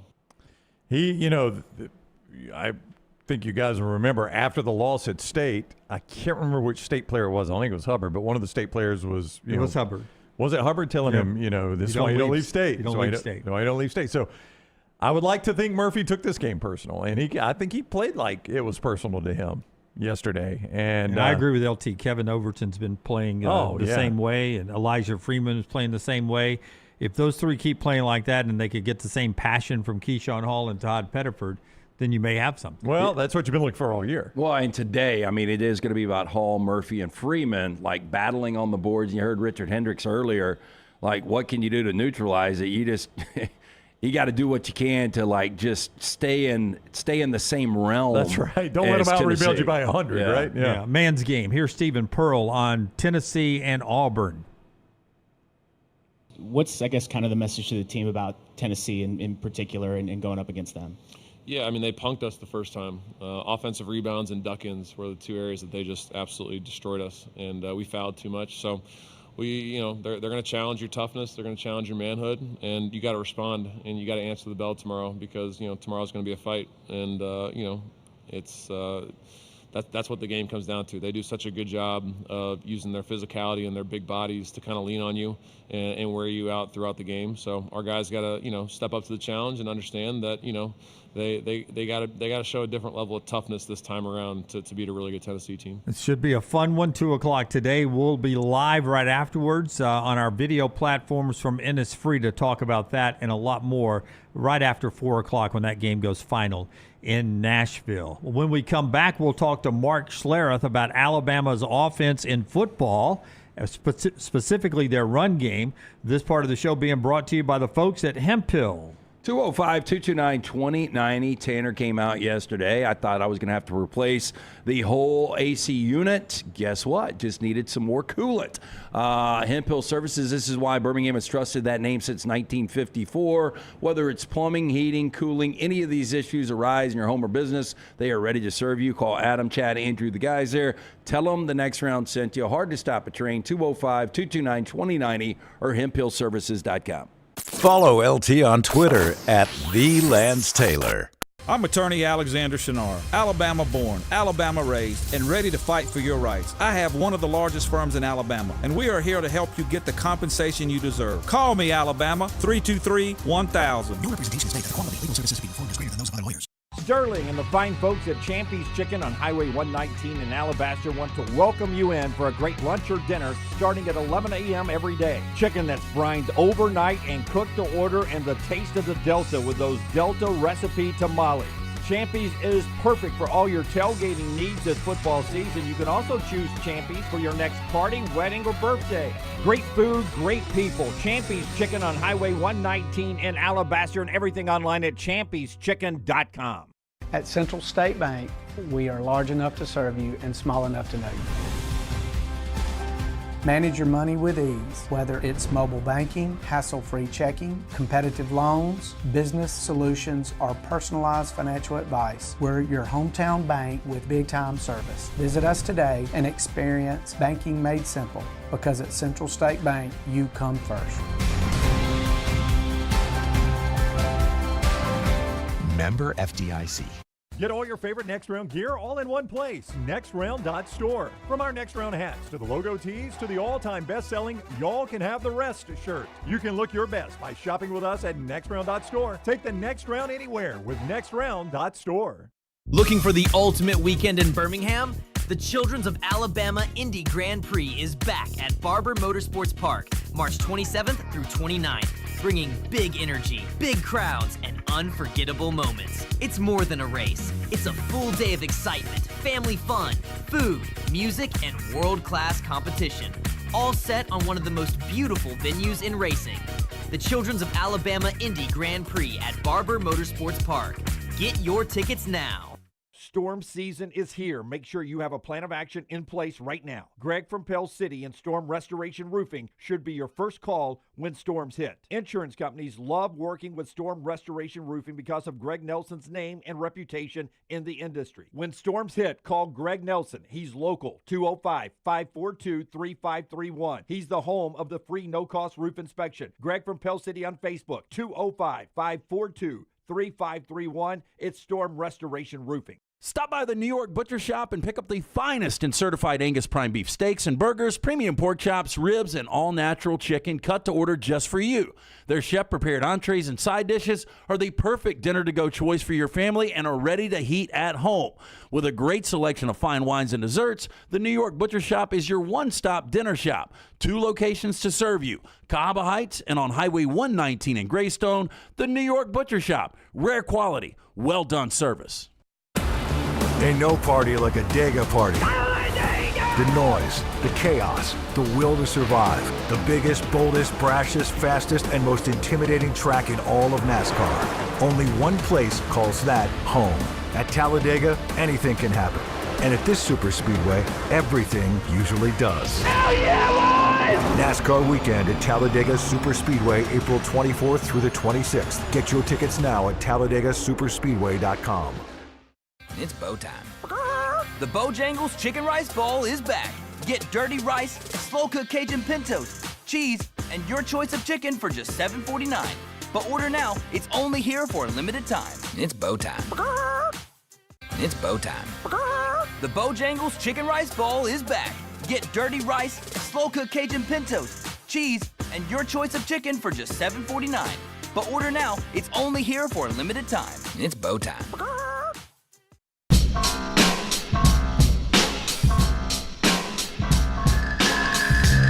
Ryan Grubb, Alabama's offensive coordinator, talking to the media right now. He says Jackson Lloyd, the red shirt freshman, 5-star left tackle recruit that appeared in 5 games last year for a few snaps, is the left tackle this year, and there's no competition. That to Mike Rodak and the gathered media in Tuscaloosa as we talk Alabama's run game. Red shirt freshman Jackson Lloyd, 5-star recruit on 3 Sports. Played a few snaps last year. He is the left tackle. No competition, says Ryan Grubb. Mark Schlereth is with us. Mark won 3 Super Bowls with the Redskins and the Broncos. You see him on the NFL on Fox. I follow Mark on social media at Mark Schlereth, and I frequently see content from the Stickin' Truth podcast. I was surprised when people started sending us Alabama content from said podcast. That surprised me. Mark, welcome in. How are you today? I am doing great. How are you guys doing? Doing awesome. I would have to ask, what led you to watching 5 hours? Alabama fans are as ardent as they come, and even they don't want to watch 5 hours of Alabama's run game. Why did you do it? Well, listen, I am, had a relationship for years, back to our ESPN days with John Gruden. And we've just really connected on a couple of things recently. And he lives in Tampa. That's where his Fired Football Coaches Association offices are. And my son coaches baseball at University of South Florida. So we were going back and forth, and I go, "Hey, I'll be in town this weekend." And he goes, "Let's study some film together. Let's look at some stuff." So he was putting together his quarterback class with Ty Simpson. And so I just happened to be, I'm always up at 5 a.m. It's just the way I'm wired. So I'm like, "Hey, man, let's get together on Saturday. We'll look at some film and just kind of hang out." He's like, "Great, come on over. I'm studying Ty Simpson." So, I get up early and I roll over to his office and probably get there and at 6 o'clock or whatever. And we sat for 5 hours and watched Alabama offense. And, he's studying Simpson, the quarterback, who I really like, by the way. You talk about a kid that, one, fearless, absolute, just absolutely letting things eat. And taking shots down the football field, not worried about completion percentage. It wasn't an offense from my perspective that was all about throwing bubble screens. I hate it when people talk about in college football, most accurate quarterback in the history of college football. Then I watch the film and he throws 14 freaking bubble screens. And I'd be like, I could complete 70% in that freaking offense, right? So there's a bunch of that stuff that goes on. But John and I were just sitting there watching film, talking about football. And then, I'd have a question for him about route combinations or about what they're trying to do. And then he would ask me about run game combinations and how do you tie some zone stuff with your gap run. And then we were talking about blitz pickup, and we get on the grease board. And then all of a sudden I'd be doing a demo. And you would think everybody's like, "Did you guys film a podcast? I can't wait for the podcast." I go, "No, we're doing one-on-one, and I'm using John as a blocking dummy, or he's on the grease board, and I'm telling him how I would block something." And it was just like a meeting of like two guys that are football junkies talking about football. But as I'm watching for 5 hours with John, minus these little breaks we would take to talk about concepts or whatever, I'm like, I have no idea. I've watched 5 hours of football, of Alabama football, and I have no idea where you guys hang your hat in the run game. And by the way, the number of zero yardage gains and the number of minus gain, like tackle for losses and 0 yard gains and 1 yard rushes, with as big and as strong as physical as your offensive line is, you ought to be embarrassed. It was some of the worst film I've ever watched. And I walked away 5 hours going, other than hanging your hat on trick plays, I don't know what you do as an offense in the run game that I would look at and go, yeah, that's a place where you can hang your hat. And it's really interesting. Don't mean to be long-winded, but I have consulted for a bunch of professional football teams. And one of the things I tell coaches that are trying to solve some of their run game issues is find something that you can hang your hat on. Find one thing that you can be really good at and do it 10,000 times. So regardless of what defense you get, regardless of what formation you're in, regardless of what personnel grouping you're in, you are going to be an expert at that. And then off that, find the adjunct things you can do off that one play that pair well with that. And all of a sudden you can build a run game doing that, where I've done it 10,000 times. You've defended it 100 times. It's the Globo Gym perspective. I'm better than you, and I know it. And in any situation, I can run this play, and I know I'm going to get positive yardage. And I didn't see any of that from Alabama. And we probably watched 5 different games, and I still came away going, I have no idea what they do. You subtly describe this offense as a horseshit offense. I think a lot of Alabama fans would agree with you. Is that subtle? I think they're a little, I'm being a little facetious there. Gotcha. I think they would agree with you, though, because you go back 2 years ago, and this is a guy in Kalen DeBoer. His offense was a almost borderline top 10 offense. They played for a national championship when he was at Washington. You had a Heisman finalist in Michael Penix Jr., and you had a 1,000+ yard rusher in Dylan Johnson. So I think Alabama fans, when Kalen DeBoer came over, they were like, we're getting an offensive borderline genius here. It doesn't really stack up, Stink. It doesn't make a lot of sense. Yeah, I mean, I think sometimes also is you know who you're playing against when you're playing with Washington versus what you're playing against with Alabama. Um, Again, and part of that is who your quarterback is and how your quarterback takes some pressure off your running game and how you feel about all those things. So I think all those things for me like help build the entirety of the offense, right? And you can actually kind of lean into some strengths in the passing game, maybe with a Penix that took some pressure off of you. But the bottom line again for me is I want to know what I am. I want to know what I do well. It's important to know what your strengths are. It's also important to mitigate your weaknesses. And it's the same conversation I have here in Denver in regard to Sean Payton. Your menu oftentimes is so thick. It's like going to Cheesecake Factory. Like I like Cheesecake Factory gives me anxiety because there's so much crap on their menu. And like I'll just have to find one thing that I like and never open up their menu again. It's just too in depth. And it comes down to that jack of all, master of none. I cannot be that as an offensive player. And I always tell people the most skilled position in football is offensive line. And you got to be very solid in what you do.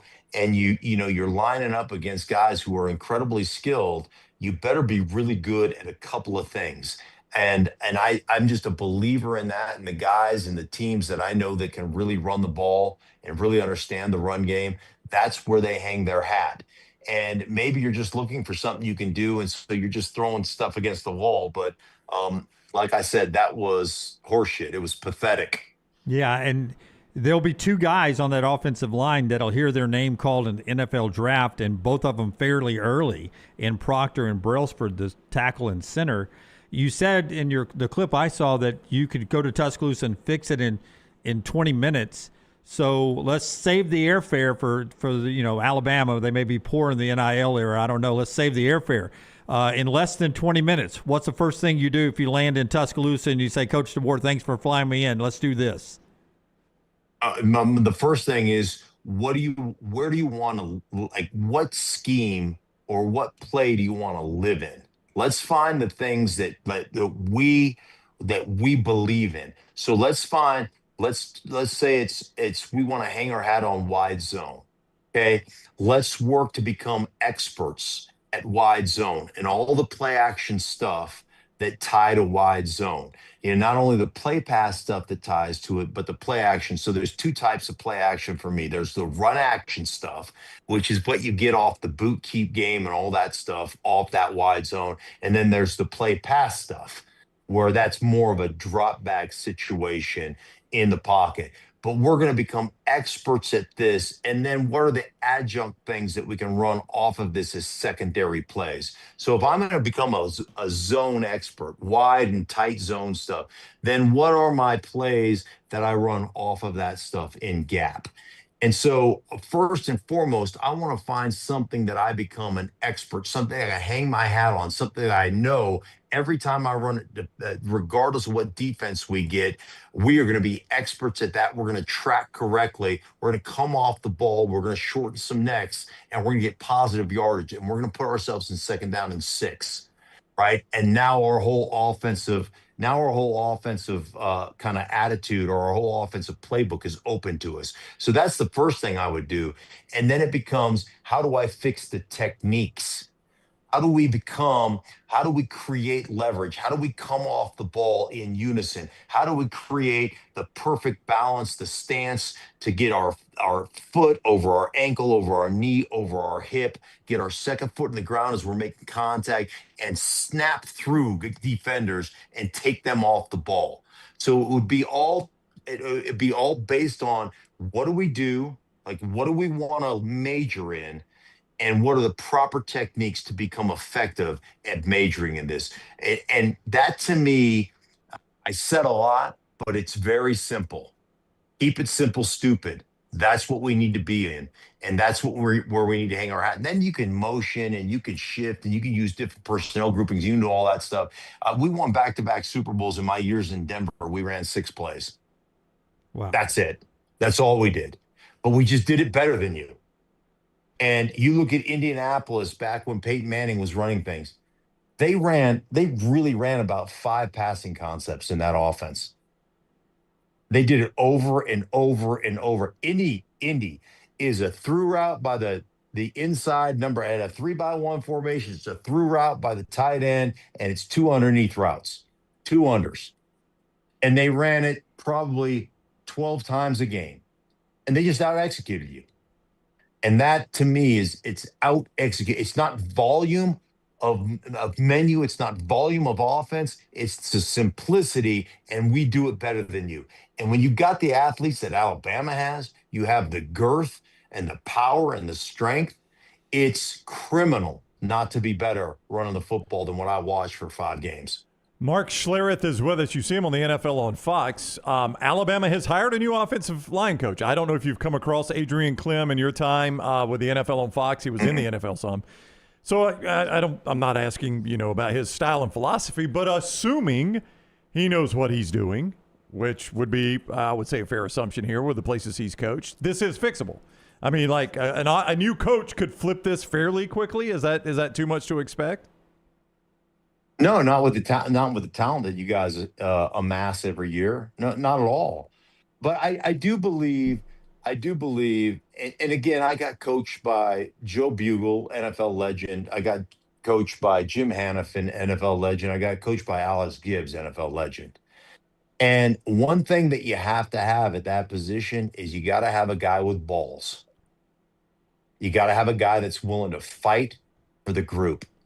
A guy that's willing to take your head coach. And I mean, I can't tell you how many times I watch Alice Gibbs walk out in the hallway and dog cuss Mike Shanahan, mother F him, up one side and down the other. I'm not having my guys do that. You can kiss my ass, you mother blanking, with the doors open and shouting matches. You got to have a guy that's willing to understand, because I'll tell you what, like playing offensive line and coaching offensive line is like a secret mushroom society. The only people that know what's going on is those offensive linemen and that coach. That's it. The head coaches don't know. And oftentimes the problem, like the best coaches I know understand other positions, and the best coaches I know understand everybody's issues, if you will. And the problem with a lot of coaches is they don't understand the issues. And so they want to do things that you just can't do. They want to, like, hey, we're gonna slide the protection. We're gonna go LA to that weak side linebacker. But hell, if that corner comes off the slot and if he cheated the protection past that weak side linebacker to the corner, if he comes off the slot, what I want our guard to do is bounce out and pick him up. Kiss my ass. You can't do that in a million years. You cannot do that in a million years. But a head coach looks at it and like, oh, we've got it picked up. Now our quarterback doesn't have to throw hot. You're high. That can't be done. And if you don't have a guy that will stand up and go, kiss my ass, I'm not asking my guys to do that because it's impossible. You can't be good. And that's where, to me, that's the most important hire on any staff. Who's coaching those 5 guys? It's the biggest group. You got 12 guys on an NFL roster that are part of that room. It's the biggest group. It's the backbone of any team. And if you don't play that, if you don't control that part of football well, you can't be successful. It's impossible. And the next couple of months, second quarterback off the board is going to be Ty Simpson. When you were watching this film, he had a really, really good season.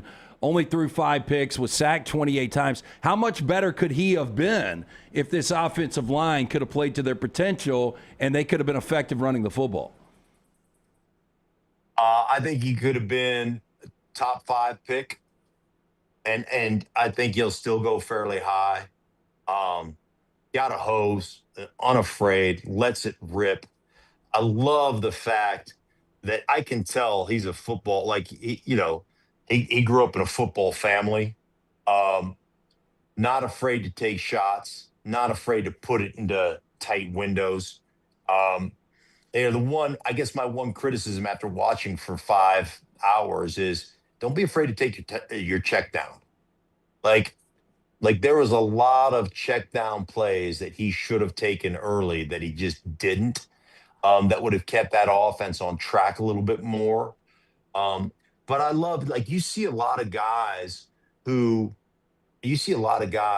are worried about statistics, worried about completion percentage. I don't want that guy on my team. I don't care. I don't like guys that pad stats, or I don't like guys that are concerned about their stats over wins. I watched him take shot after shot after shot. Now they didn't complete a lot. They're not high percentage passes, but it was the right guy. You got the one-on-one and you took the shot. And by the way, I watched a bunch of dudes drop balls as well that were incredibly well thrown. I watched number 2 drop about half a dozen balls. I don't know who that is because I'm not a college football guy, but I watched that guy oftentimes look like his hands were made of feet. And so, I don't know who that is, but catch the freaking ball, dude. It's Ryan Williams. That's it. It's a big issue. It's their highest paid player on the roster. Yeah, highly recruited. Okay, well, like I said, like that dude needs an ass chewing. Catch the freaking ball. So, I'm not gonna hey, listen, man, I don't sugarcoat anything. I just let you know what I saw. And I will spend a lot of time here in the next month and a half looking at college players. And it's interesting for me. Like I look at the game is just different. It's different than the NFL game, but there are certain things that regardless translate. And like I said, I joke around all the time. There's several things that never lie. There are small children, physicality in the run game, and yoga pants. 3 things that just flat don't lie. And, yoga pants are not a right, they're a privilege. And so understand what you're doing there. And anyhow, so I was telling the story on the Stinking Truth podcast, man. I was in the gym the other day working out, and there was a dude in yoga pants. Oh, no. With no shorts over the top. No. And, and like it looked like he was smuggling a yo-yo into the gym, and it just instantly ruined my workout. I was like, I'm done. You can't wear that. It's not appropriate attire in the gym. And then I started thinking like this dude was pretty proud. And then I remember watching the Olympics and remembering the shooting up your junk to make your junk bigger so you flew further. You remember that story? Oh, yeah. I'm like, that dude would have taken off in Italy and landed in France, like the way he was packing. So, but I just like, those are things that to me are incredibly important. Like running the ball, and dominating a line of scrimmage. It's the most important thing you can do. And when you're big and strong as Alabama is, there is no excuse for you not to be able to do that. Growing up in Alaska, playing football at Idaho, closest encounter you ever had with a bear? Oh, shoot. I got chased by a bear through my backyard as a kid on several different occasions. Not that it was trying to get me, because if it was trying to get me, it would have got me. It was just curious. So I've seen, I've sat on the porch of my parents' house. This was just 2 summers ago. I sat on the porch of my parents' house and watched a black bear eating birdseed 8 feet away, as he was just digging through the birdseed feeder. So plenty with moose as well. I actually bumped into a moose, like nose to nose, walking home from my buddy's house as a kid, where it was pitch black, because Alaska's the winter time. It's dark all the time, and I wasn't paying attention, and literally bumped into him, like bam, almost knocked myself over, and the moose was just looking at me. And moose are actually more dangerous than bear. In the summertime in Alaska, when a mother moose has a calf, they're far more dangerous than bear are. they will attack you. So you got to be careful, but they're pretty docile otherwise. When it's not a mother moose, when it's a male moose and they're not around, they're just in the wintertime, they're pretty docile. But so I've been face to face with a couple bear and a few moose in my time. How prevalent is a yoga pant in Alaska? I would say it's probably like it is anywhere else. I mean, it's become like this almost rite of passage, and it's not. You need to listen, man. I'm not walking around shirtless because I know I'm fat, right? So let's just have some couth about what we're doing out here, right? It's like let's earn those rights. I'll probably piss a lot of people off, but I don't care. It's just the way I'm the guy. I get into the pool when I take my grandkids on vacation with my t-shirt on. Like nobody wants to see me. It's just this let's use common sense here. He is Mark Schlereth. You can follow him on social media at Mark Schlereth, the Stinkin' Truth podcast, where he talked about Alabama's offense. You heard a lot of it there, and you'll see him on the NFL on Fox this coming fall. Thank you for the time, Stink. Always great catching up with you. Anytime. Be well, man. Take care, guys. All right, buddy. We'll see you soon. Probably will not, but I end every interview that way so awkwardly. Mark Schlereth with us on the Alexander Shinara Trial Attorney. You used to come on our radio show a lot, too, back in the day. We appreciate Mark. Little kids, physical run game, and yoga pants. 3 things that don't lie. Never lie. Yeah, I did not think that was going to be the third one. This is before we were doing a show. Me and Ian had him on, and we were talking about the movie Vision Quest because he used to be a bigger wrestler in high school. And I don't know if you guys have ever seen that movie. I'm sure Brown has it. You probably Thompson have. versus Pelham. But Linda Fiorentini, the woman that was in it, he was like, man, I grew up and I just wanted to make her panties into soup. That's a line. He's always got some quotes, man. That is our conversation today with Mark Schlereth. Fascinating if you love football and the run game. And again, Alabama on the hot seat when it came to their run game last year, but positive things about Ty Simpson, and Alabama's spring continues on. The show today brought to you by our friends at Gutter Cap. Tell us about Gutter Cap, LT. Yeah, cap it, don't snap it. Our man Chris Stewart awaiting your phone call, 205-823-2212. You don't want to get on the roof. You get up there, you slip, you fall, you snap the neck and die. No good to the wife or kids. Cap it, don't snap it. Dirty, dangerous job. Make the phone call that we've all made. 205-823-2212 or guttercapbirmingham.com. And our friends at Champy's World Famous Fried Chicken, champyschicken.com. They bring you the final hour of the show on Highway 119 in Alabaster. Go by and see Sterling. Enjoy a great destination lunch location. And remember, a lot of you heading to the beach or coming back from the beach, spring break time is happening. Make that Alabaster exit. Right off of that, you find Highway 119, and that's right where you find Champy's Chicken in Sterling there. Brined overnight, cooked to order, great chicken fingers. It is fantastic. champyschicken.com. I would just say, to his point, it is really, really frustrating as a fan when a team has a play, be it a run play or a pass play, and you're playing that team, and it feels like they can convert it anytime they want. And I believe that's the overall point he's making is you got to have, he kept saying something to hang your hat on. I don't care what play it is, but as he says that, you think about Alabama's run game last year. No, I mean, and it's been declining since 2021, whenever Bryce Young took over at quarterback.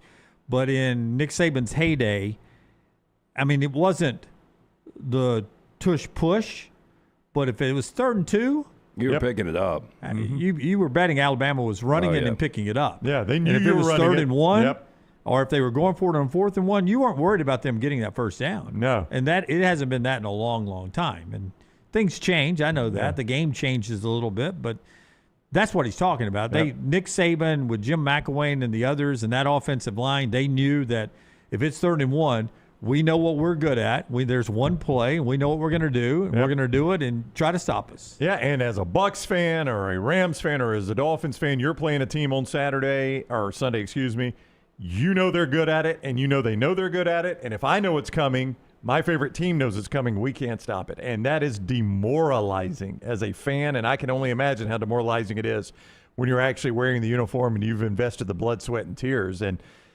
I think every Alabama fan alive would love Alabama just have one of those plays on offense, especially in the run game. And I would tell you, the offensive line coach has been hired by Kalen DeBoer, has a great resume. His NFL background with some physical running offensive teams in the past. A lot of run game coordinator on his resume. That's right. Yeah. That's right. So it feels like that, obviously what Schlereth was looking at was last year's tape.